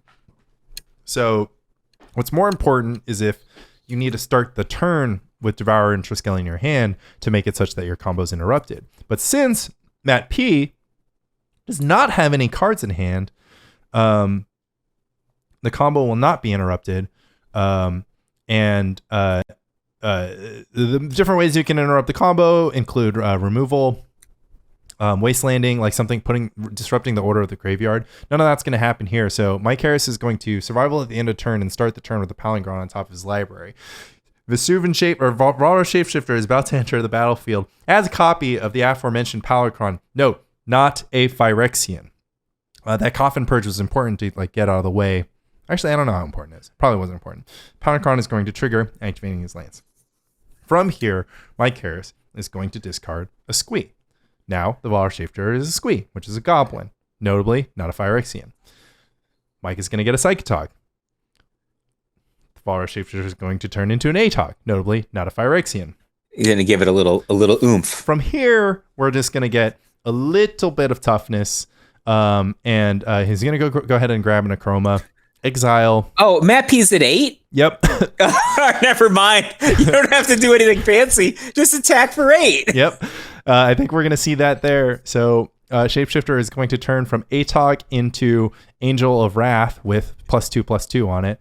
A little bit of Karmic Guide is going to come in as an insurance, but of course, with no cards in hand, Matt P has no resistance to a Valrath Shapeshifter. Oh, you did. What a game.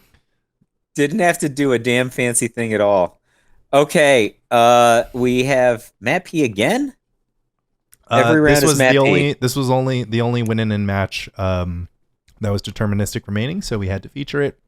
Matt P against Cam Fulton, both players with a win-in with 4-2 best breakers sneaking into the cut. We have the $1,500 game opener here with a couple of windswept heaths and a freaking Korean black bordered City of Brass Booth. We're going to start with a Meddling Mage on Matt P's side on turn 1, naming Argothian Enchantress. Cam Fulton is going to show an Elephant Grass on his turn. Is Mox Diamond a commonly played card in the Enchantress archetype, Lanny? No. I think Cam wanted to keep the engine going and the mana flowing as he's drawing cards. Matt P is going to go ahead and add a Meddling Mage naming Enchantress's presence to his side of the board. This Elephant Grass is going to hold off the attack. But yeah, you don't normally see Mox Diamonds, but Cam wanted that little bit of fixing and that little bit of mana to keep going when he's running down his deck with the Enchantresses. For the uninitiated, the Enchantress deck is actually very similar to it uses Enchantress effects, which Argothian Enchantress and Enchantress's presence, which have both been nuked by Chris Pakula in this game. Yeah, and you still see Enchantress effects in Contemporary Magic. They're very popular in Commander. Every time you play an enchantment, you draw a card thanks to those cards. But yes, as you've mentioned, those are currently being held off thanks to Meddling Mages. Matt has added a Werebear to his battlefield, but hasn't been able to get damage in, once again, thanks to this Elephant Grass, which is nearing its final day. Matt, playing his third Meddling Mage. Not a bad place to be. And that mage is going to name Plow, which is not present in Cam's main deck. It's not actually often present in Enchantress because it's not an enchantment. Matt's going to pay 2 and get in with a Meddling Mage, putting Cam to 18. Cam on his end, Cam's going to go ahead and tick up the Elephant Grass, pay for it one more time. Tank for a second and pass it back to Matt. Normally when I play 3 Meddling Mages, I win the game against Rich Shea. What do you think about that? Do you think I just don't see how Cam can win this game. Like his entire engine is off, right? Like other than the Elephant Grass just kind of slowing Matt P down. Yeah, Matt is also going to send a 5/5 Terravor. I think the Terravor is the new big girl, right? Shouldn't Terravor be the big girl these days? I mean, it could be hit by Smother. How big can it be? Yeah, but Smother's not a card that people play because swamps aren't cards that people play. It's in Lanny Rock, isn't it? I mean, up to 1 copy, maybe 2. Cam is going to, of course, send out a Sterling Grove, and he's going to face the full wrath of Matt's battlefield with no Elephant Grass to protect him. Let me tell you, if you don't have Argothian Enchantress or Enchantress's presence online, this deck is not impressive.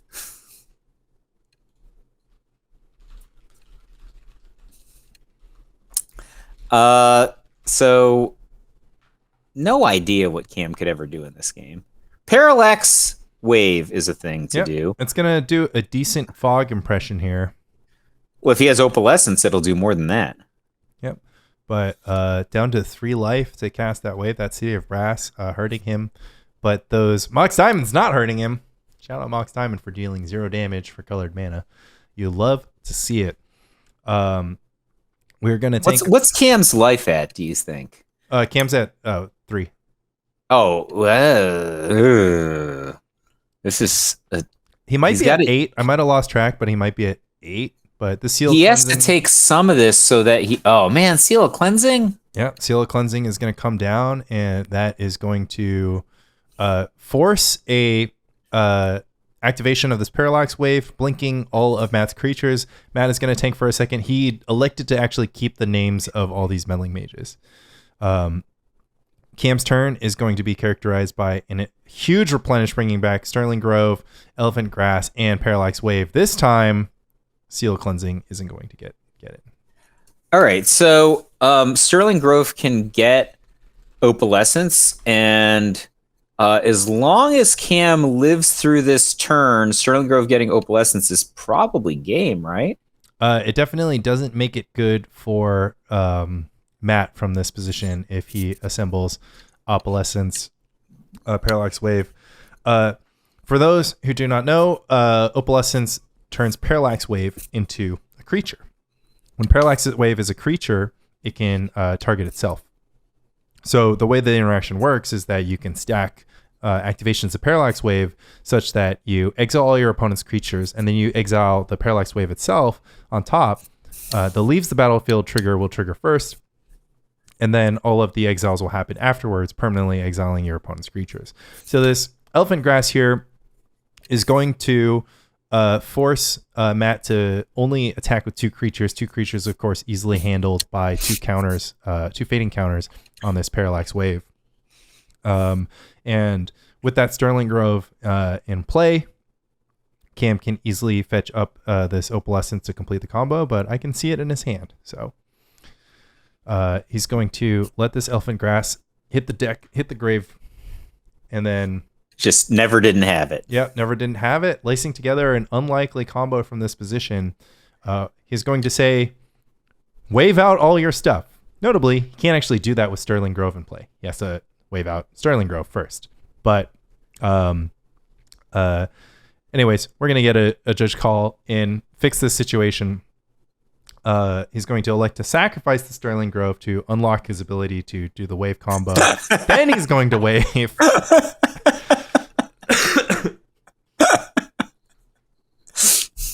Arena has spoiled us all. Yeah. What can you say?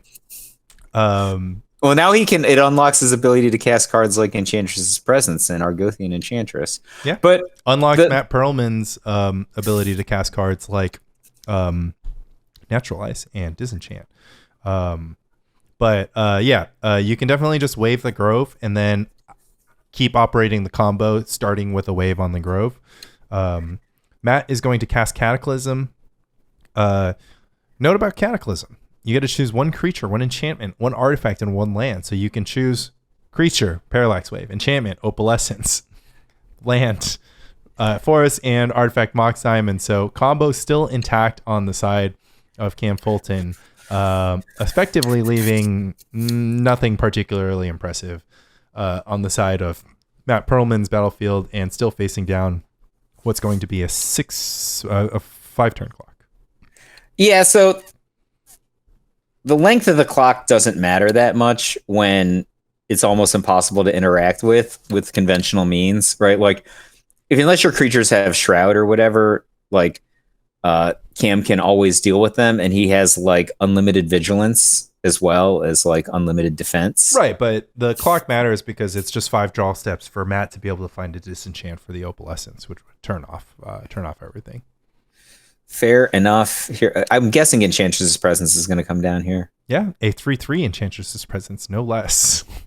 Get in there. Matt, do you like this build of Enchantress that couldn't go beat down with like basically ravenous Baloths? Yeah, I mean, I like the version of Enchantress. Oh no, so Opalescence Wave, but Swords to Plowshares on Enchantress didn't work out the way that Matt P wanted. Well, Plow doesn't have any other live targets, so at the very least, he could have done it combat, but again, it doesn't really matter. At the end of the day, a second presence is going to enter the battlefield as a 3/3. Card is going to be drawn, and unless Matt finds the Seal Cleansing this turn, he's going to be out of luck. And in fact, I can check his deck list, but he might not even have a Seal Cleansing around. So this was game 1, right? I thought Cam was at a tremendous disadvantage, but I guess the forecasting cost Parallax Replenish sort of Opalescence cards, they always just come together when you need them. Yeah, huge props to Cam. He kind of thread the needle there because he had to expose himself to 1 huge attack on 1 turn, and then sort of lace these together in the right order, because he wouldn't have been able to just and he had to fight against that Seal Cleansing. So the way it went, it kind of just worked out for him. What do you think about playing that Windswept Teeth on the part of Matt? As opposed to, well, he's got a Weather Wayfarer in play. That's the glared out card. It's a Weather Wayfarer. Yeah, that's why I wouldn't have played the Windswept Teeth. Matt apparently not interested in activating Weather Wayfarer. He's instead just going to get a Plains. Wait, I mean, can't you The best. Sacrifice the Windswept Teeth and then and in sack it. response, then search. Well, he'd like to get 1 damage and a werebear on the table instead. Yeah, I don't know. It's Matt showing that he's not interested in looking for cycling lands or wastelands from this spot. I mean, it's the value of 1 damage versus drawing a card. That's the old necropotence, That's the There's a little Yawgmoth's bargainish there. Yeah, the fire unit. I mean, it wouldn't have, it meant he was 1 werebear behind, so he's at least developed his mana. And this turn, he untaps with the ability to use the Wayfarer for value. Cam is going to add to the battlefield a Karmic Justice next to Sacred Ground. So he's got basically Fable of the Mirror Breaker over there, right? Like that's the pre-modern equivalent of Fable of the Mirror Breaker. Sacred Ground and Karmic Justice? Yeah. I'm not sure I follow, Mike. Well, like Fable the Mirror Breaker is basically just a 2-for-1, right? Like it can do a lot of stuff, but the main thing that happens is your opponent has to use 2 removal spells on it, and then it gets you a little selection. Okay. That's basically what Cam's got. Like if Matt P wants to do anything interesting, he's always going to be down a card because of the Karmic Justice. Fair enough. Matt instead is going to elect to throw down a Terravor, which is going to grow to a 5/5. And continue not activating Weathered Wayfarer. Just add a Werebear to his board. This Wayfarer is going to get in for a Boltsease, man. I guess I have to respect its aggression. It's ruthless aggression. Yeah, I mean, it's going to be a high amount of damage. Cam is having a hard time getting his feet under him with no draw effects in his opening hands. Notably, both players mulled to 6 this game, but I think I might have mulled to 5 looking for Enchantress if I was Cam, because this second 6/6 Terravor is not going to be good news. And yeah, we're just going to move on to game 3. So a quick one from Matt P. The new big girl beating down. So it doesn't take very long for an Argothian Enchantress or Enchantress's Presence to undo a mulligan to 5 or even 4. Exactly. But maybe he liked his Sacred Ground and Karmic Justice just enough to get it through. This time, Sacred Ground great because of Cataclysm. Yeah, I mean, if you are worried about your lands getting blown out, a Sacred Ground can't hurt, and a Karmic Justice actually does the same thing. So, well, no, because Karmic Justice says destroy instead of sacrifice, so it's actually different. So Sacred Ground works with Cataclysm, but Karmic Justice is not particularly synergistic against opposing Cataclysms.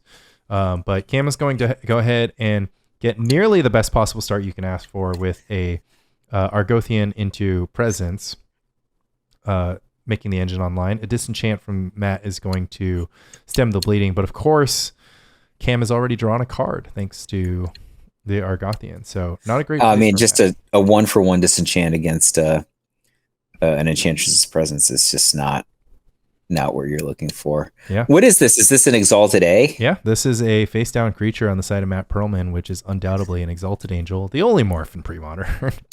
There's Dwarven Blast Miser. Cam's going to show off his singular copy of Dueling Grounds, which is not really going to stop this angel from coming across for 4 damage. But that card is pretty good for not getting hit by like 40 different goblins, right? It kind of takes the edge off of a Goblin Piledriver, for example. Yeah, and it also stops you from getting hit by 2 Terravors, which is what happened the last game. Either that or Cam just didn't have anything left to board out. So this was kind of legacy tech in a few years ago because it stops your opponent from making like infinite copies of Sky Hussar or Kiki Jiki Mirror Breaker. You can make them, but then you can only attack them with 1. So it prevents a lot of infinite combo decks. And in this format, it is mostly just against goblins, I'd say. All right. Matt is going to, on his turn, send out a Cataclysm, doing a decent bit of damage to Cam's board. Notably, Cam actually didn't play a land next turn, sandbagging, I think, some lands with the potential threat of Cataclysm coming down. So no sacred ground here to bail him out, but he might have just bailed himself out by sandbagging some With some lands. good play. Yeah. Would you have kept the elephant grass there? I think I would have had the bias of keeping like a Seal of Cleansing instead of an elephant grass. This elephant grass is going to fog this angel for the turn. So it's going to represent gaining 4 life. The seal really doesn't have any targets because I think Matt had a Mox, but Cam sealed in response. I don't quite remember what the board was, but yeah. We're just going to get the engine back online with the wild growth targeting planes. Cam's just not going to skip a beat here. So yeah, so it looks to me like a Mox on the battlefield actually. So yeah, so I think I probably would have sacrificed the Seal of Cleansing to destroy the Mox then. If that was an available play. Yeah, it may or may not have been, or he might have had a second Mox, but yeah, he might have missed it. It was getting late for us 6 hours into the tournament. A Naturalize is going to take care of Elephant Grass, enabling attack from the Exalted Angel, but this Parallax Wave is once again going to throw a wrench in Matt's beatdown plan. This Angel turn 3, turn 4 just doesn't quite get moving very fast, does it? So it's Yep, that's a goodie. That's a goodie. Do you name Enchantress here? It's a human druid, so he named human. Yeah, so he named druid because he has humans in his deck. But yeah, we're going to go ahead and wave out that angel, at least fogging it for a few turns, fading down our Parallax Wave on upkeep, and we're going to go ahead and see an Opalescence completing the combo. And Matt did not like the look of that. This is probably like, wait. I mean, do you just attack first? I think you attack, and then Matt P has the opportunity to just chump block with the Engineered Plague. So what I would do as a Parallax Wave Opalescence player is I would first remove the Engineered Plague, and then I would attack. And then I would exile it to itself, bring everything back, and then remove it again to get that sweet 4 damage in. Yeah, so I guess that's strictly better than my play of just attacking and seeing if they chump block, right? Either way, this is bad news for Matt P. It certainly isn't looking good. His battlefield solely consisting of a Mox Diamond, a Gemstone Mine, and a Tranquil Thicket. Is Cataclysm Terra bad? Like, every time somebody has cast a Cataclysm on this stream, the other guy has mauled them. Like, I feel like it's just Terra bad. It's definitely hasn't been looking great thus far, thanks to the interaction between Opalescence and Parallax Wave, making Parallax Wave a creature. But or Kyrian Dryad, or Kyrian Ranger, whatever Kyrian it is. Kyrian Ranger and Basic Land has also been a spoiler of Cataclysms. That's true. Cataclysm has not been having a great couple of weeks on stream between Misty Mountain Games and here at the Sacred Torch Showdown, but I will mention that the Cataclysm decks are still heating up. A warship is going to add to the warship is going to come onto the battlefield, and we're just going to go ahead and see Matt PGM another Cataclysm. Isn't that just wackadoo? Because like a worship is like a defensive enchantment, but that guy is just there to swing for 4. Right? Like, the worst part of I'm pointing at the screen because that wild growth should probably be in the graveyard. Yeah. Oh, I'll make sure to tell the players. It went to the graveyard. I was right.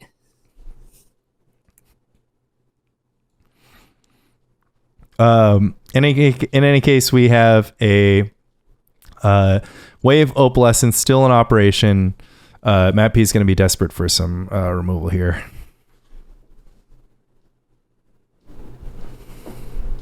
Is he really just only at 16 now?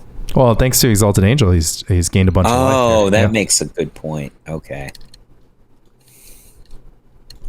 What do you need here? You need like Tranquil Domain?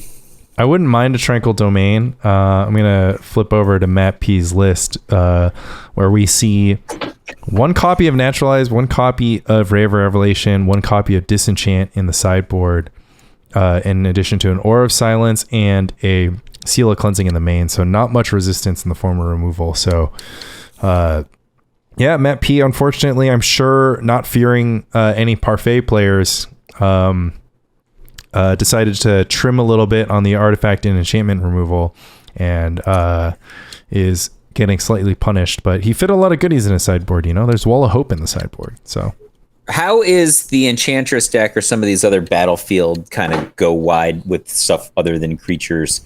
How do these decks fare against like an Akroma's Vengeance or I don't know, Pernicious Deed, Laney? It just depends on how much damage has already been done, right? So if your Akroma's Vengeance trades for the entire battlefield, but the Enchantress player has already drawn 14 cards and played, plenty of lands, you're not going to be in too bad of shape. Cataclysm can be good, but if they've already managed to assemble Opalescence Parallax Wave combo, then you're not in great shape. And then of course a single copy of Replenish can just undo all of your Chroma's Vengeance efforts. So Matt Perlman draws for the turn, leans forward in his chair. He found the seal, finally got to deal with this Opalescence, and we're back to having a game with Matt P at 1 life.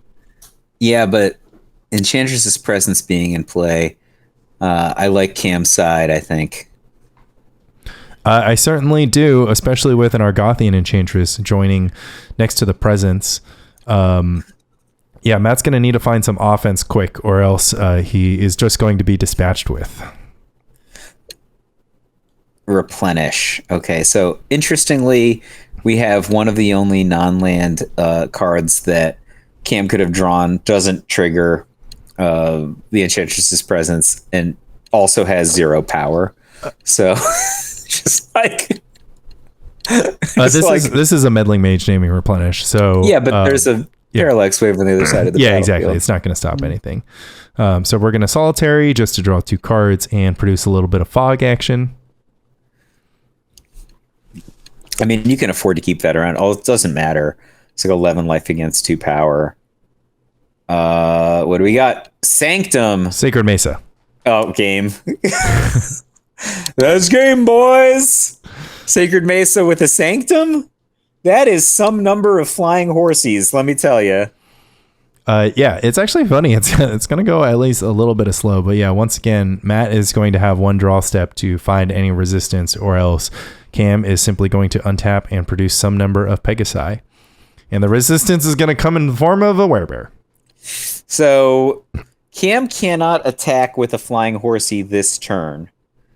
Because there's none in play, right? So one of the things you could do is make a flying horsey, upkeep, sacrifice a flying horsey that doesn't exist yet because you make another one, attack with the original one. Poor Matt P is at 1, so that would be lethal. But there are no current flying horsies. So what's he got? 1, 2, 3, 4, 5. I guess 5 white. That's probably 3 flying horsies, I'm guessing. We went ahead and just made 2, and then sacrificed 1 to the Sacred Mesa. Funnily enough, last turn, Matt attacked into the solitary confinement, which Cam is going to happily discard 2 with his Sacred Mesa in play. But yeah, right. This one's a done deal now with the. This guy always has Sterling Grove. I have never seen Cam Fulton not have usually he has 2 Sterling Groves just to spit in your eye. We're just going to go through the motions here, but this 1/1 Flying Pegasus is really all it's going to take for Cam to cross the finish line.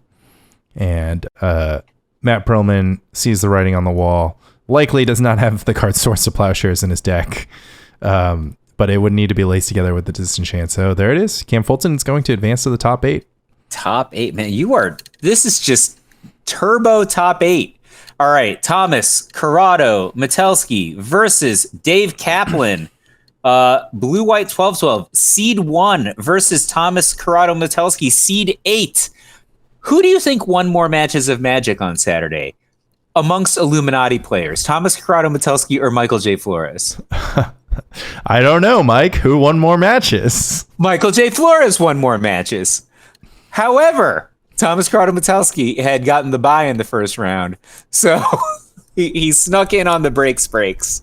Yeah, he timed his wins a lot better than Mike did. But yeah, snuck in on breakers at 4-2. I think the sole 4-2 player to get in. So yeah, good on him. Better lucky than good. Speaking of better lucky than good, we got Dave Kaplan with the turn 2 Dreadnought against the Goblins deck. Got to feel pretty good with just maximum of 3 naturalized. I think Tom went into battle with 3 naturalized for this tournament. And it's also with Vision Charm, notably. So even if he had one of the naturalizes right there, it's just like you get a time walk against the naturalize when you would be able to do something like that. Yep. Right? So Dave's super good, steals the opponent's full turn. Dave Kaplan in a commanding lead here. Tom notably did have the option to change his prospector into a pile driver, likely wanting to hang on to it just in case he does draw that naturalized to pay for any future dazes. But yeah, you got to like Dave's spot here with Tom down to 8 life, untapping on his turn 3, needing an answer.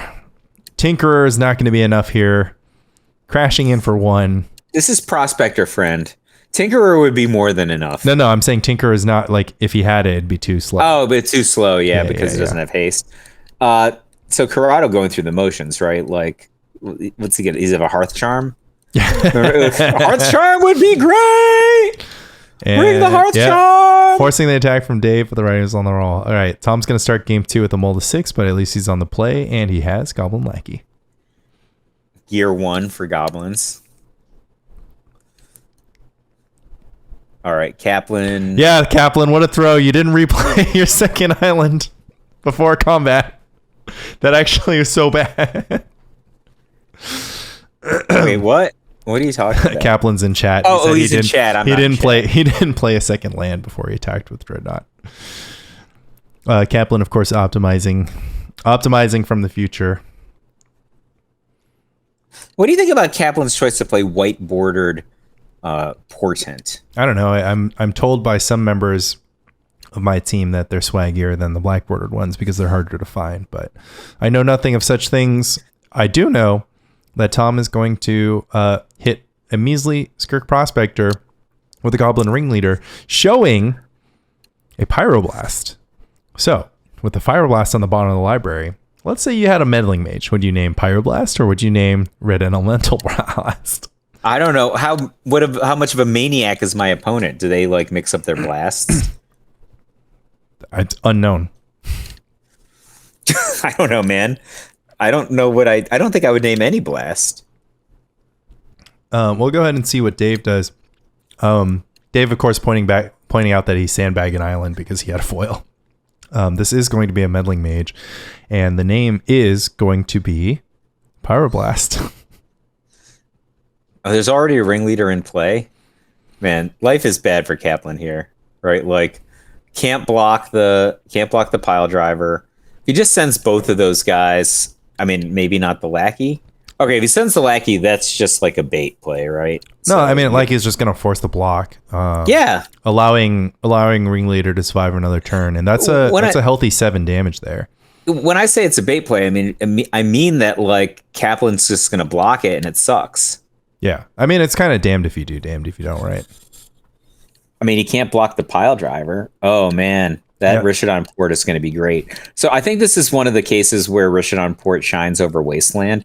A Wasteland there would be doing next to nothing because both of Dave's lands are basic lands. So can't target it with a Wasteland successfully. I got to tell you, I have personally only played with Wasteland in Premodern.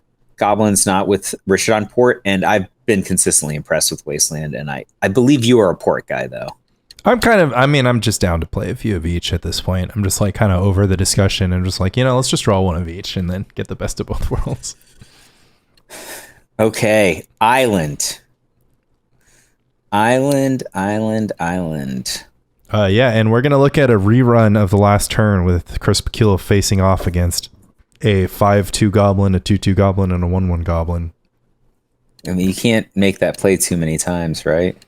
That's true, but if Tom has a Pyroblast in hand, We're going to look up Tom's deck really quick. And in the sideboard, we do indeed have 2 Pyroblasts and 2 red elemental blasts. So 1 Pyroblast. Yeah, because he's a maniac. Crazy man. The Rebs are also beta. So, actually, one's FBB. It's a show off also.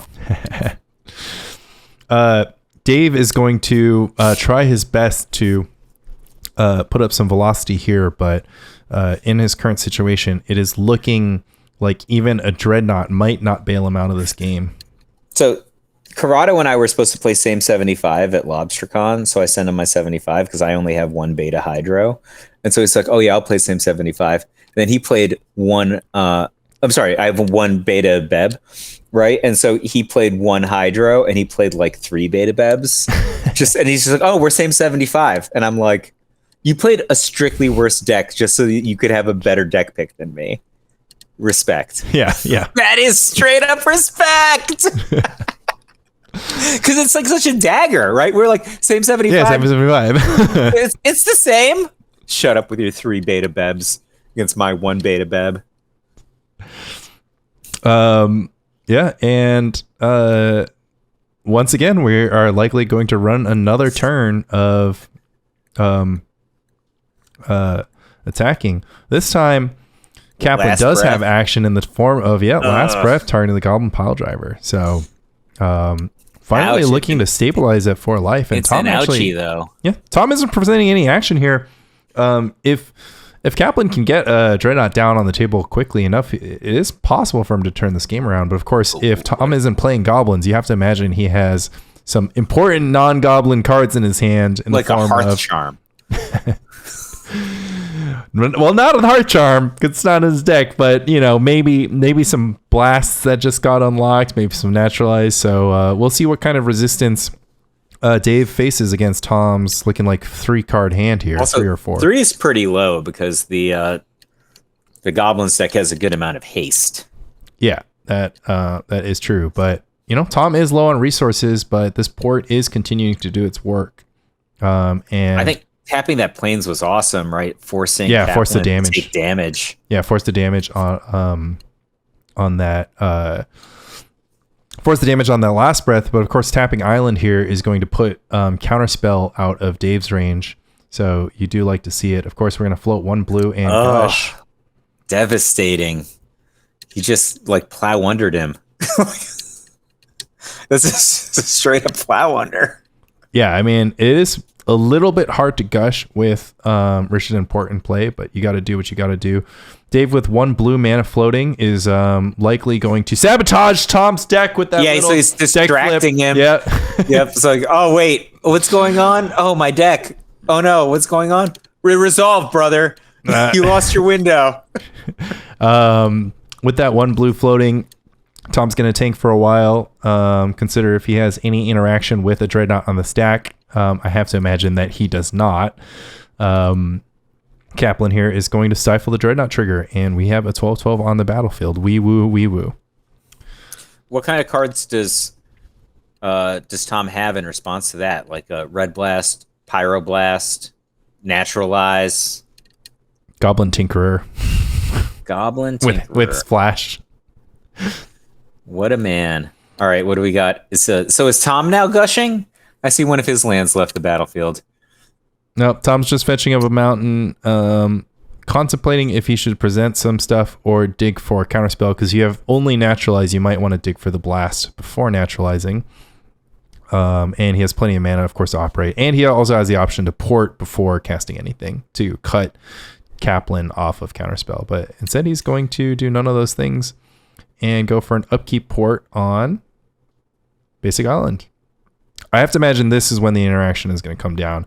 Notably, if he just went for a naturalized effect at any other point, he would open himself up to Vision Charm. But he's going to let Dave progress to his draw step. So slow playing stuff a little bit is Tom. I already saw that he has a naturalize in hand, and yeah, he's going to elect to use it. Wouldn't you have rather done that during draw step or so? I would have done it. Yeah, I would have done it during draw step after because of the mana floating. That's a good point. That naturalize is going to be met with a Vision Charm, so it's going to turn the naturalize into a fog. But Tom should be maybe okay with taking that turn. He has one card in hand. He could have been thinking about a second naturalize, but of course that would expose him to daze, which he might not be interested in being exposed to. I mean, like a war chief or a ringleader, or anybody who has haste is just like very good here. Yeah. I mean, a Siege Gang commander would also present lethal if Dave didn't have Stifle. None of those things instead. Instead, it's a draw and a pass. So Kaplan with a grip of cards, I already see a Vision Charm on the right side of his hand. So he is living without fear. He's going to go ahead and put Tom to 10. So Tom is on a 1-turn clock, right? That's correct. Some might say he's in check. Like Rebel might say that. What a great piece of lingo. I'm stealing that. All right. Tom running out a Goblin Pile Driver. Tapping that Rishadon Port that's been tapping on Dave's upkeep every turn, notably. Well, now that Dave leaving up a bunch of Karplusan forests. Yeah, now that Dave has 5 lands in play, that port looks like it's doing a little bit less work. But yeah, we're gonna see this Dreadnought come in for 12 and gonna be met with a Naturalize. So if this Naturalize sticks, it's gonna be a good spot for Tom. But Dave is just kind of deciding which card in his hand he wants to answer that with, and he goes for foil, pitching a couple of lands. So pretty flooded over there. 6 lands on the battlefield and 2 more lands in hand is Dave. And yeah, this Reb is going to make it. It's going to force a Vision Charm, of course, which we knew was on Dave's hand. So actually, Dave remains in check. Tom moved his king out of the way, but Dave went ahead and checked him out. And the top deck from Tom, Goblin Matron. It's Goblin Matron. Yeah. Goblin War Chief, attack for lethal, pray for there's no days, right? Yeah, that's the plan. Because we're not going to block, and we don't. Once again, Tinker doesn't have haste. And yeah, that War Chief is going to be enough. Another land in the hand of Dave Kaplan. So with a little bit of flood and a lot of interaction, Goblins take games too. Super exciting end game, that one. That was a beta Reb, and then a top decked Goblin Matron, right? Like the outs there are Matron, War Chief, and Ringleader, right? So there's a decent number of outs. But you need to draw one that turn. Yeah, I mean, he definitely found it, and going into game 3, Goblin Lackey is going to be met with the Plowshares. Lackey goes farming. What do we got here? Second turn for Corrado. Corrado deploys. I'm guessing a mountain here. Karplusan Forest. Wrong. Karplusan Forest. Incorrect. And a second Lackey is going to enter the battlefield from Tom. So the thing about Goblin Lackey and sideboarded games is like how variable they are. Like in game 1, like you get hit by a Goblin Lackey, you know you're in trouble, right? In game 2, that Goblin Lackey might just be deploying another Goblin Lackey. Like that's. And that might be what happened. We're going to go ahead and see a Stifle on that Goblin Lackey trigger. So wow, Dave, flush and stifles, not flush and answers to potential Siege King commanders, I guess. That is nothing but Goblin Lackeys. So he just basically stifled 1 mana, I think. Oops, all lackeys. We're going to go ahead and tap down that island. And pass it back. So no third land drop from Dave, and the only resistance in the form of a Stifle, which is going to look kind of sad in the face of this onslaught of goblins. So the interesting thing about multiple lackeys is like you only have to have like 1 goblin, right? So you're like you hit with a lackey, but if your goblin is a matron, for example, you can go get a ringleader, right? And then the ringleader now is in your hand, and you can deploy that. Right? It's pretty exciting. What is this, Siege Gang commander? Oh, Kaplan's in trouble. He is in trouble. Yeah. Just the Siege Gang Commander, though. So once again, looks like it's just interaction in Tom's hand. But yeah, with Dave missing land drops and facing effectively infinite mana on the side of Tom Metelsky, you don't love that spot.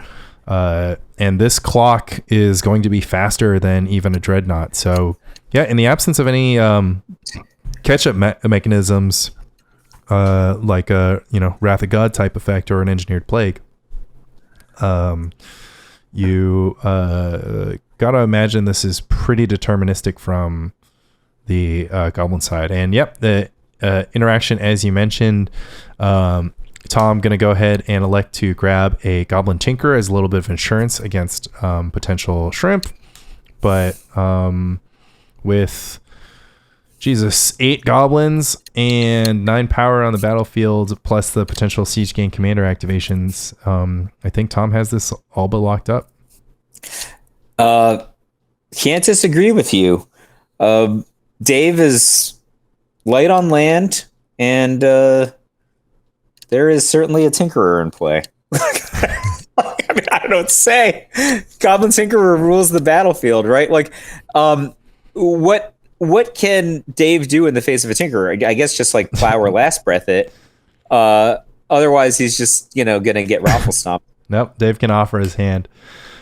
Returning to the feature match area, we have Mike Harris on Hermit Feb facing off against Cam Fulton on Enchantress. Mike is going to go ahead and start off with the Birds of Paradise. You don't hate to see it. Love my painless fixing mana.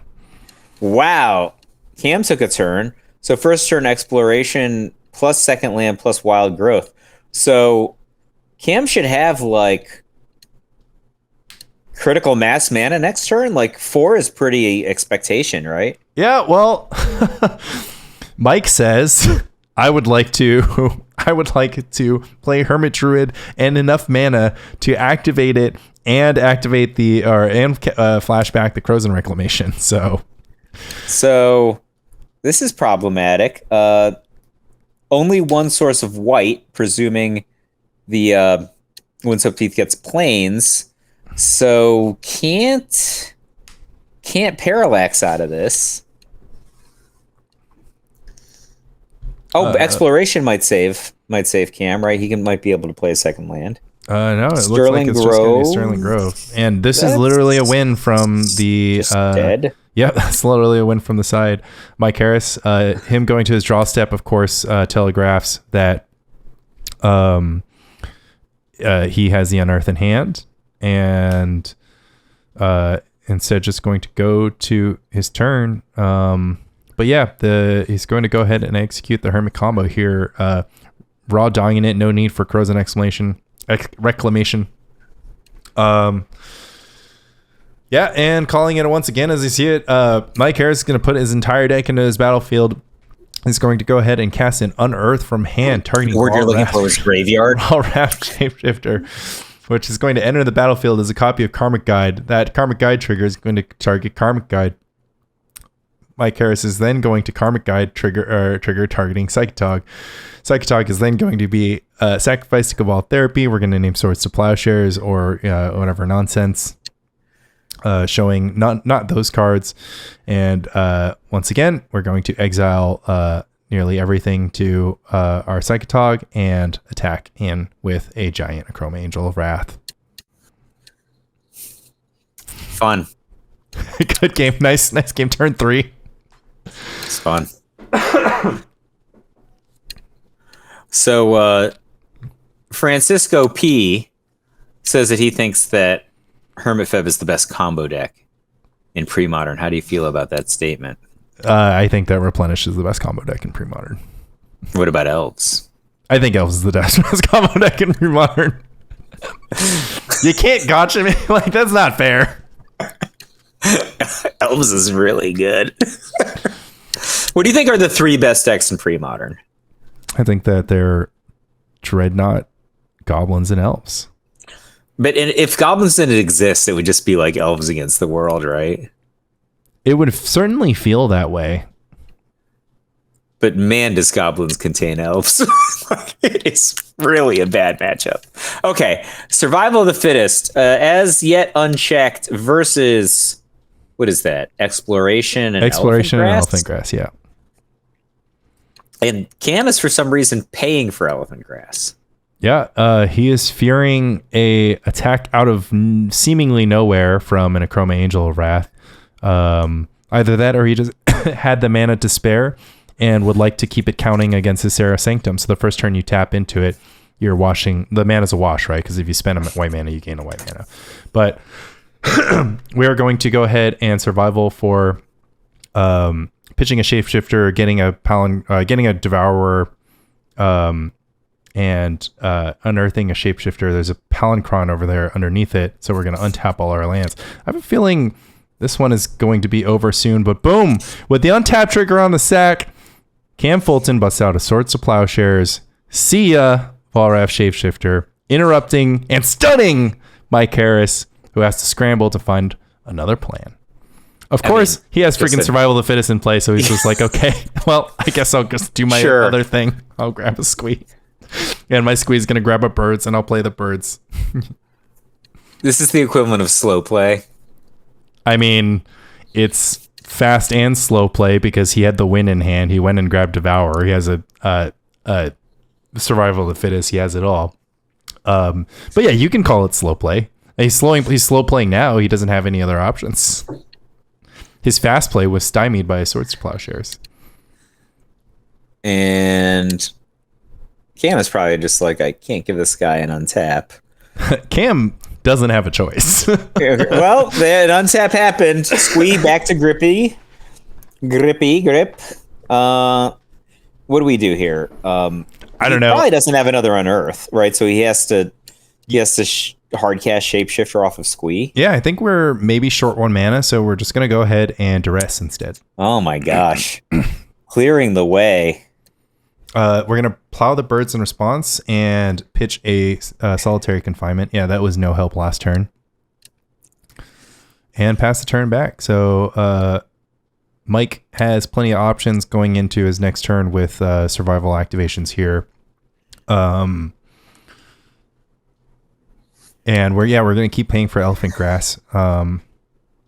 And yeah, I think I don't know. What do? Maybe you get some Spirit Guides. Maybe the Spirit Guides are boarded out. Maybe you just slow play it one more turn. But you actually only need one more mana. You just need the 5th mana because you can Shapeshifter, pitch. And actually, this is the first time we're going to see this executing on camera. So what's going to happen? Mike Harris is going to play his 5th land. That's all he needs to execute this combo. Cast Volrath Shapeshifter. Activate. But this Volrath Shapeshifter is summoning sick, Lanny. You're like, what could you ever do? Well, let me tell you. First, I'm going to activate Survival of the Fittest. But it's also a duress. It's just nothing. Oh, well, just you wait. It's now the card Phyrexian Devourer, which is what does that even do? Is that on the reserve Mike, list? I don't have time for this. He's going to exile. He's going to exile. Okay, he just did it. It's too late. It's too late. That's the match. Look it up. Well, you're a great commentator, Lanny. Can't wait to hear you commentate more matches. What do we got here? A mountain against a treetop village. I don't know what either deck is. Mountain Bringers, I don't know who the players are. Mountain versus treetop village. Who do you think is going to win? I think Mountain's going to win. We're Goblin Lackey, Siege King Commander to start. This is, of course, the game 3 of the other half of the bracket. Semifinal, Tom Matelski against Adam Sitsis. Oh, wait, so this is game 3? Yeah. And Corrado is like a second turn Siege Gang Commander against a land? On the plane, no less. But, of course, Adam as the big, bad, green oath. But this version can't get like a Shard Phoenix, right? That's correct. Adam merely has access to but a few Terravores and a few Exalted Angels on his side. So Tom, facing down a potential oath trigger, is going to start us off with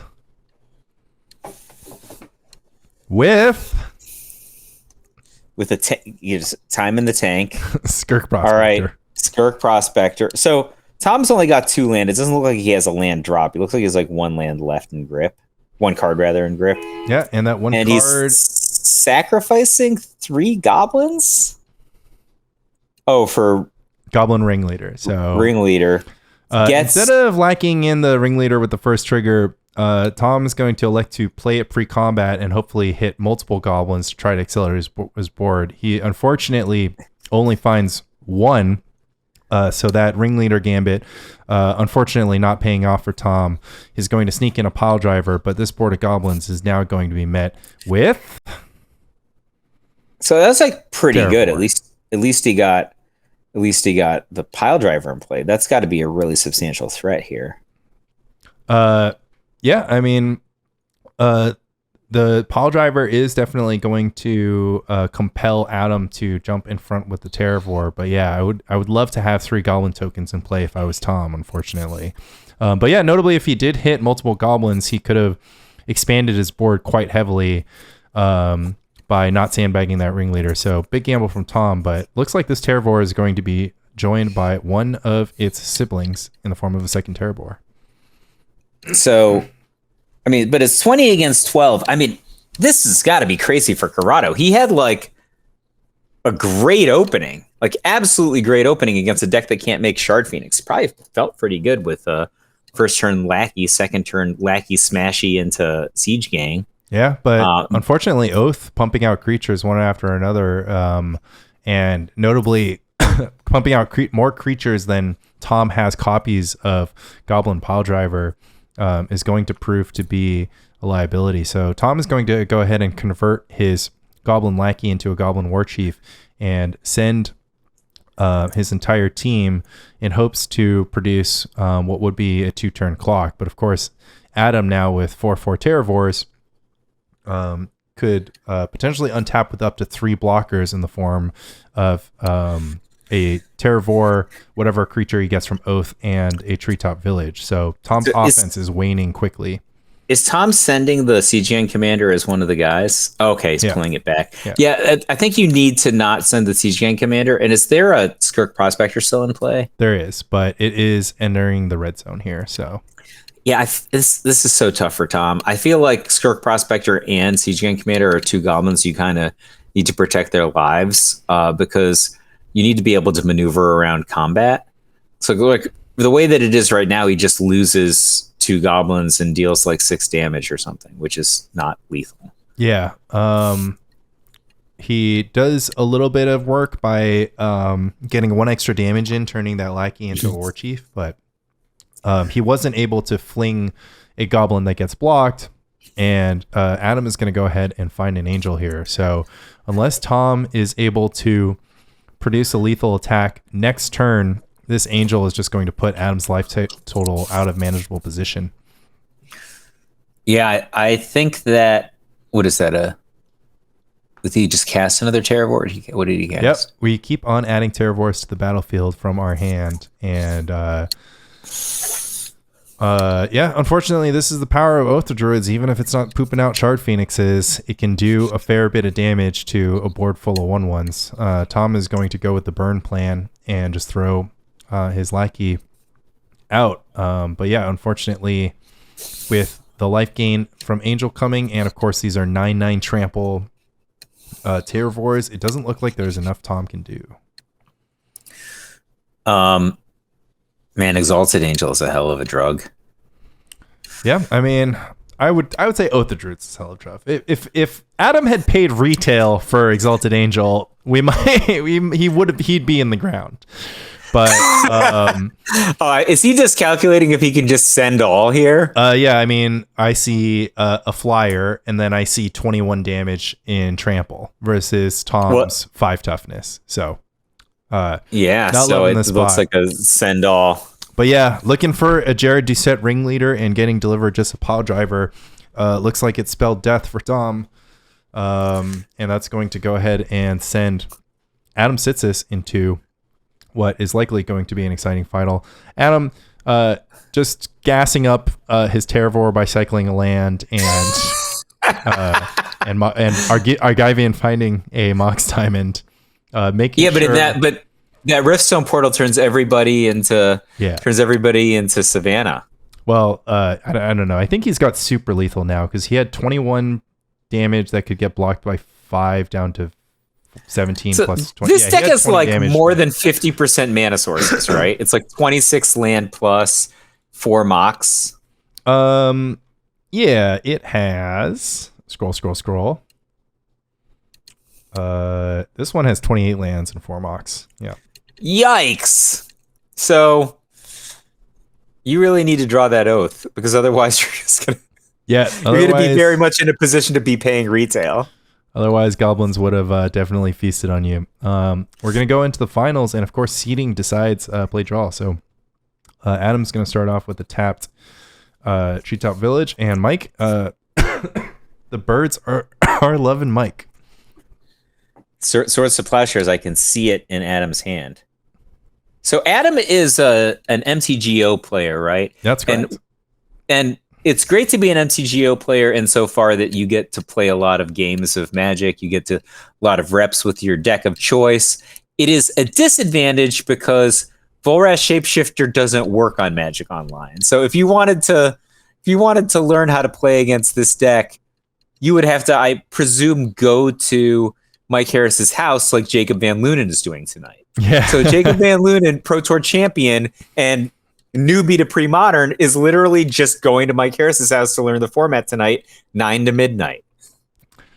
We've got Cabal Therapy naming Swords to Plowshares out of Mike Harris, and notably no practice against the Hermit Feb deck for Adam Sitsis. I have to imagine he did play at LobsterCon 2022, so he probably has a cursory familiarity, but it is going to be a tough time.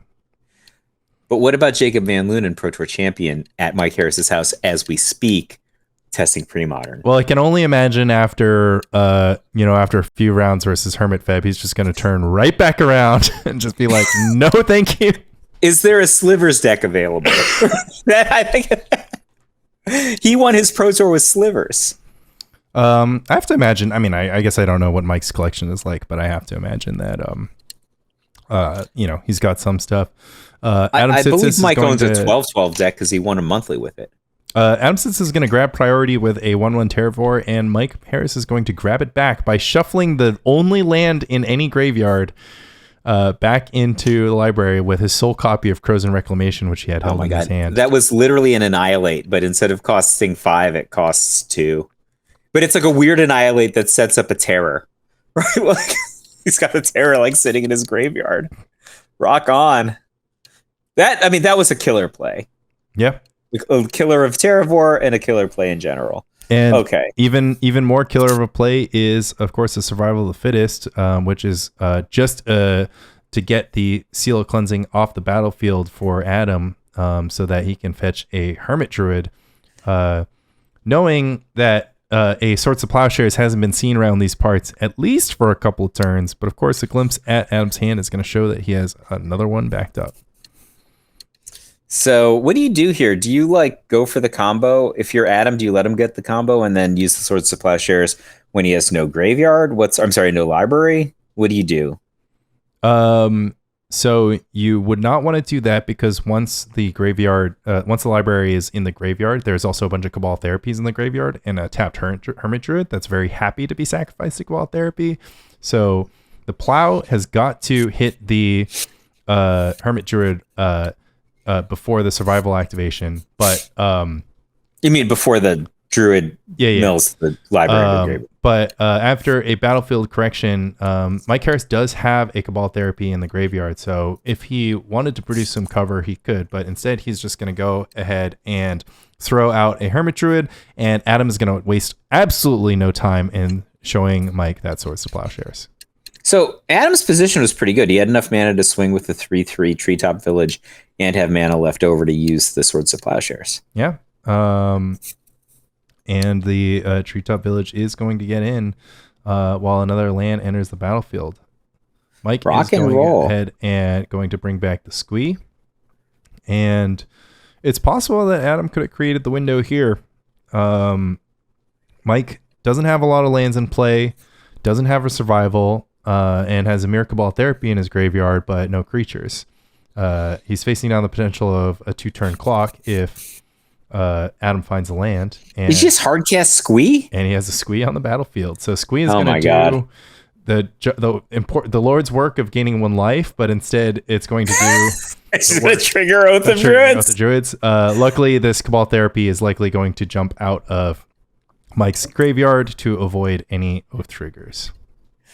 Man, I would have missed that. I would have just had my Squee turn on Exalted Angel or Terravor, probably. Yeah, you might not be the best Fed player if that's the case. That therapy is going to go ahead and find the 3rd copy of Swords to Plowshares. Adam just keeps on drawing straight Plowshares. This Hermit Druid is going to trigger Oath, and Oath is going to deliver us probably a giant Terravor. It's looking like a humongous Terravor, certainly greater than 9/9, which is Mike Harris's current life. Yeah, but it doesn't matter what your life is if you kill them in 1 turn with a flying Psychotog Chroma. That is indeed true. And he already has the Crows and Wreck in his graveyard, so. Well, yeah, that's basically irrelevant because it would find its way there no matter what. But what is relevant is, of course, Mike, of course, Adam needing to present an answer right now, right here. We'll see what he has. It's the 4th plow. I think he's tapping a few more lands. This is looking like a Cataclysm, and it is. And yeah, notably, this Cataclysm is going to put Mike Harris off of the 3 mana necessary to Crows and Reclamation into Unearth. But if Mike has Unearth in hand, he has the potential to just spend 1 mana on the Hermit activation and 1 mana on Unearth. So we'll see what he does. We're going to respond to this Cataclysm real quick by floating some mana and cycling a copy of Unearth. So this is, of course, signaling that Mike has the Unearth but doesn't have the land and needs the land, of course, because this Terravor is about to end his life. If that were the case, Mike's going to untap. Never forget to pick up Squee.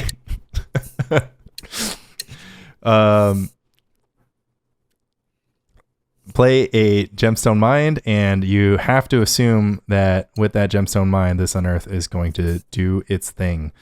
So once again, we're going to go through the motions of casting Unearth, targeting Walrus Shapeshifter, entering the battlefield as Karmic Justice. Mike's hands visibly shaking from the nerves of a long 9-hour day playing Premodern. Puts Karmic Justice into play. Karmic Guide. Karmic Guide. Karmic Justice was in the last round's deck. Oh, okay. Thank you, Mike. Turning Walrus Shapeshifter into a Psychotog, and Psychotog, of course, cleaning up the graveyard until a Chroma Angel of Wrath can attack for a very large amount. I just love the scoot. He's just a DJ over here. Wicca wicca, you're dead. Nice. This deck must be so fun to play against. I have on first-hand accounts that it's it's just a work of art. We're going to open up with a Crypt, sandbagging Crypt in hand. So Crypt is one of the cards that's pretty good in this matchup, right? Well, you would think so. But Crypt does not favorably interact with the survival half of the combo. Mike Harris is going to cast Duress and see a Rare Revelation, a Tormod's Crypt, a Swords to Plowshares, and elect to pluck the second Crypt. So Crypt can counter Unearth, and Crypt can interact favorably with the Hermit side of the combo. But of course, the Shapeshifter Devourer Triskelion part of the combo does not produce any windows so that your opponent can have priority to remove or crypt your graveyard after you've already turned your Walrus Shapeshifter into 1,000. I feel like and then having just Triskelion them while you still have priority. Both Crypts in play would have been better than getting one of your Crypts duressed. Yeah, I mean, if you know your opponent has the duress, and if you know your opponent has the second duress, which is going to pluck the second. Is there there's not like a powder keg or something that would punish you for having 2 Crypts in play, is there? I mean, not that you know of, but of course, when you're facing against a complete unknown deck, you never know if they might just bust out a Meltdown with their 5-color mana base. So, oh, fair enough. What do we got here? A bird? Yep, that's a Bird of Paradise. So after a couple of Wastelands disrupting Mike's mana base, Mike is saying, I still have mana sources. I would still like to end the game, please, and thank you.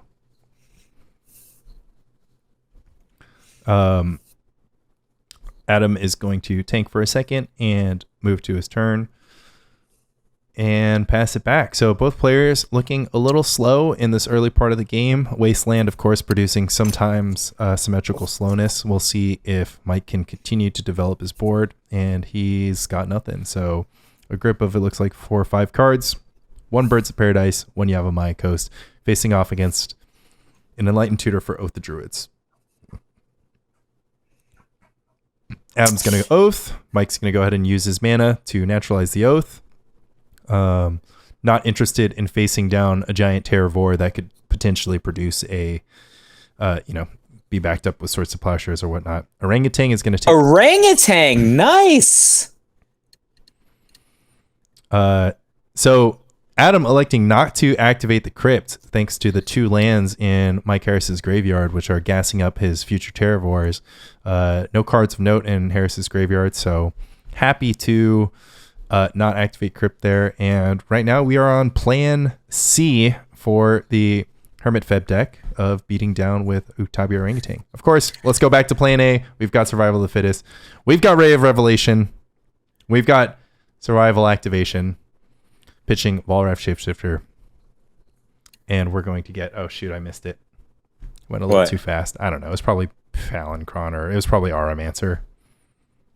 So... we've got a Terravore on Adam's side. I like Time Walk so fast. But yeah, this is a 6/6 Terravore facing off against an Uktabi Orangutan, a Birds of Paradise, and 3 lands.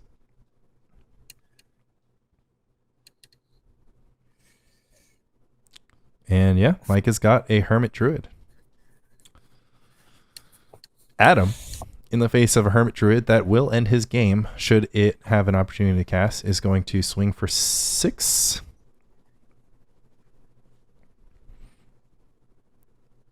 So you're going to... We're just going to plow. Swords to Plowshares. Nice. Yeah. Mike showing that he's got a little bit of bob and weave in his own deck, and Adam showing Mike a Argivian Find for Tormod's Crypt. Would love to see a Coffin Purge. Of course, Mike's colors are tapped out here, so he doesn't have access to that.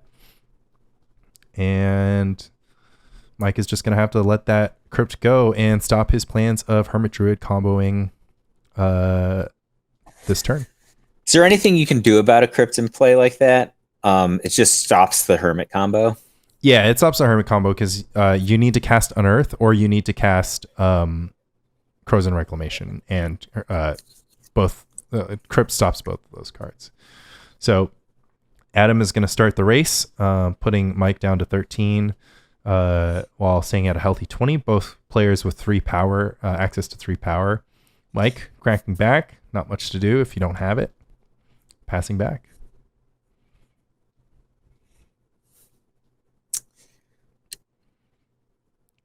Not too much action here, and yeah, we're back to plan C with basically this Hermit being washed out by Tormod's Crypt. But of course, once Mike finds a Naturalize, we're going to be back in business. So Adam is going to need to close this game out as fast as humanly possible. Is there some argument to be made for like blocking with the Uktabi Orangutan or something so that he could like get it back and kill the Tormod's Crypt? Is there like with an Unearth perhaps? Yeah, that's definitely an option. I think I would only go for that line once well, actually, it looks like he's doing that now because he's hung back the Uktabi. So Mike with the shot call in here. Adam is not going to take the bait. He's just going to play a face down Exalted Angel. So like I presume that's like a Dwarven Blastmizer. Maybe it's like a zombie cutthroat. Could be a that can go in any deck. You just pay life, not mana, to flip it. I'm going to mess with the camera a little bit, trying to prevent the glare, and Mike is going to go for a Survival of the Fittest.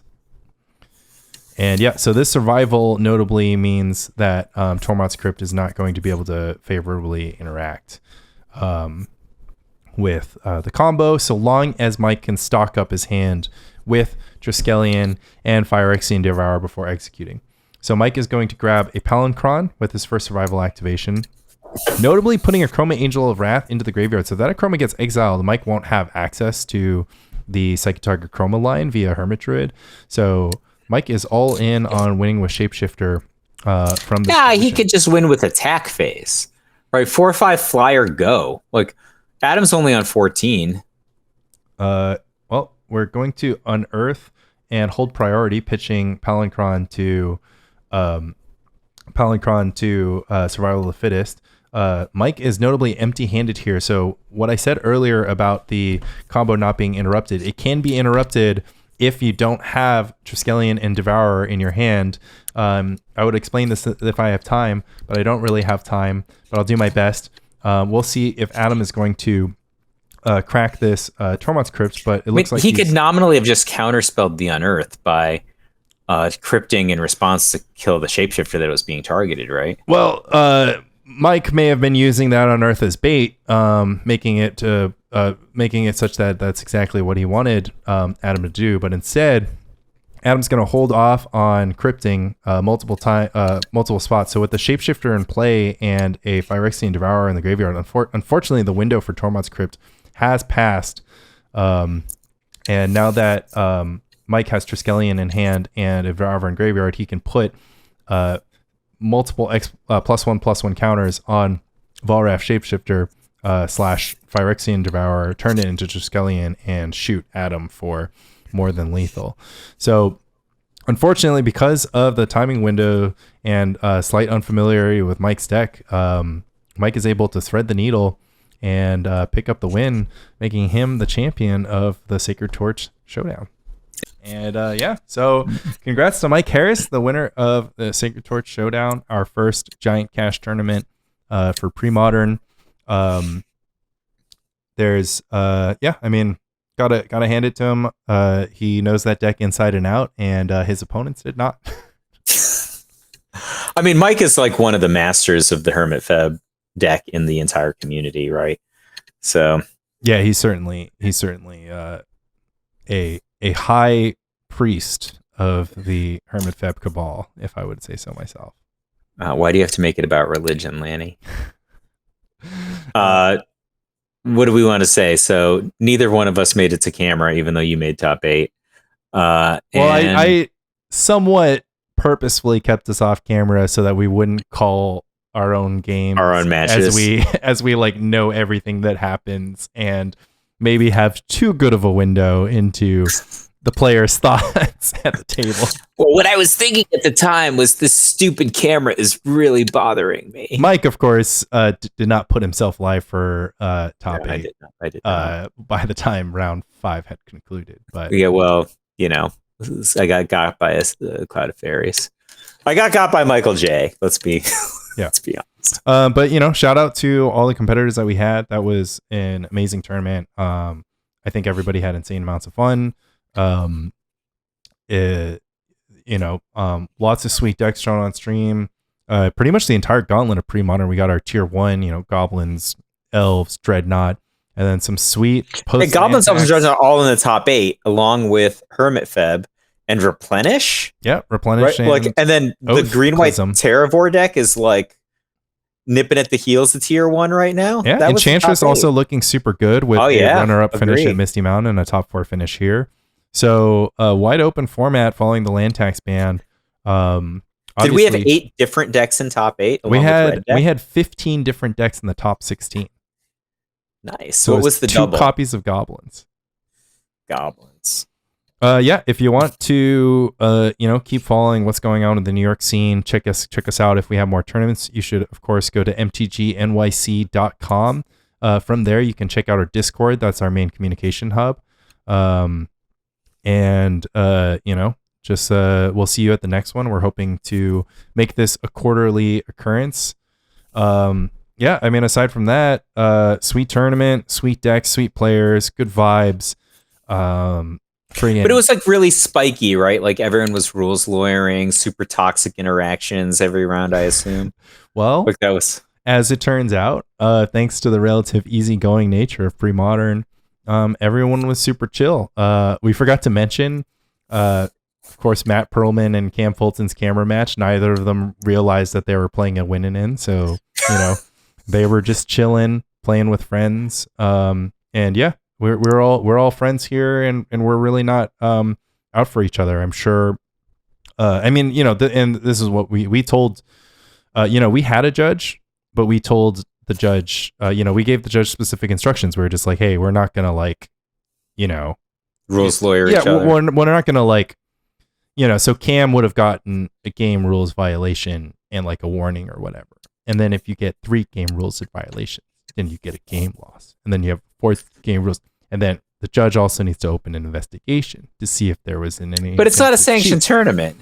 Yeah, but I mean, if that it doesn't mean we couldn't have instructed the judge to enforce some level of rules enforcement. But yeah, no, our whole point was like, look, make sure we resolve any miscommunication, any like weird revealed info, like if we need to do rewinds, if we need to like whatever, like, just give us the real judgments. But yeah, just don't, we're not deck checking people.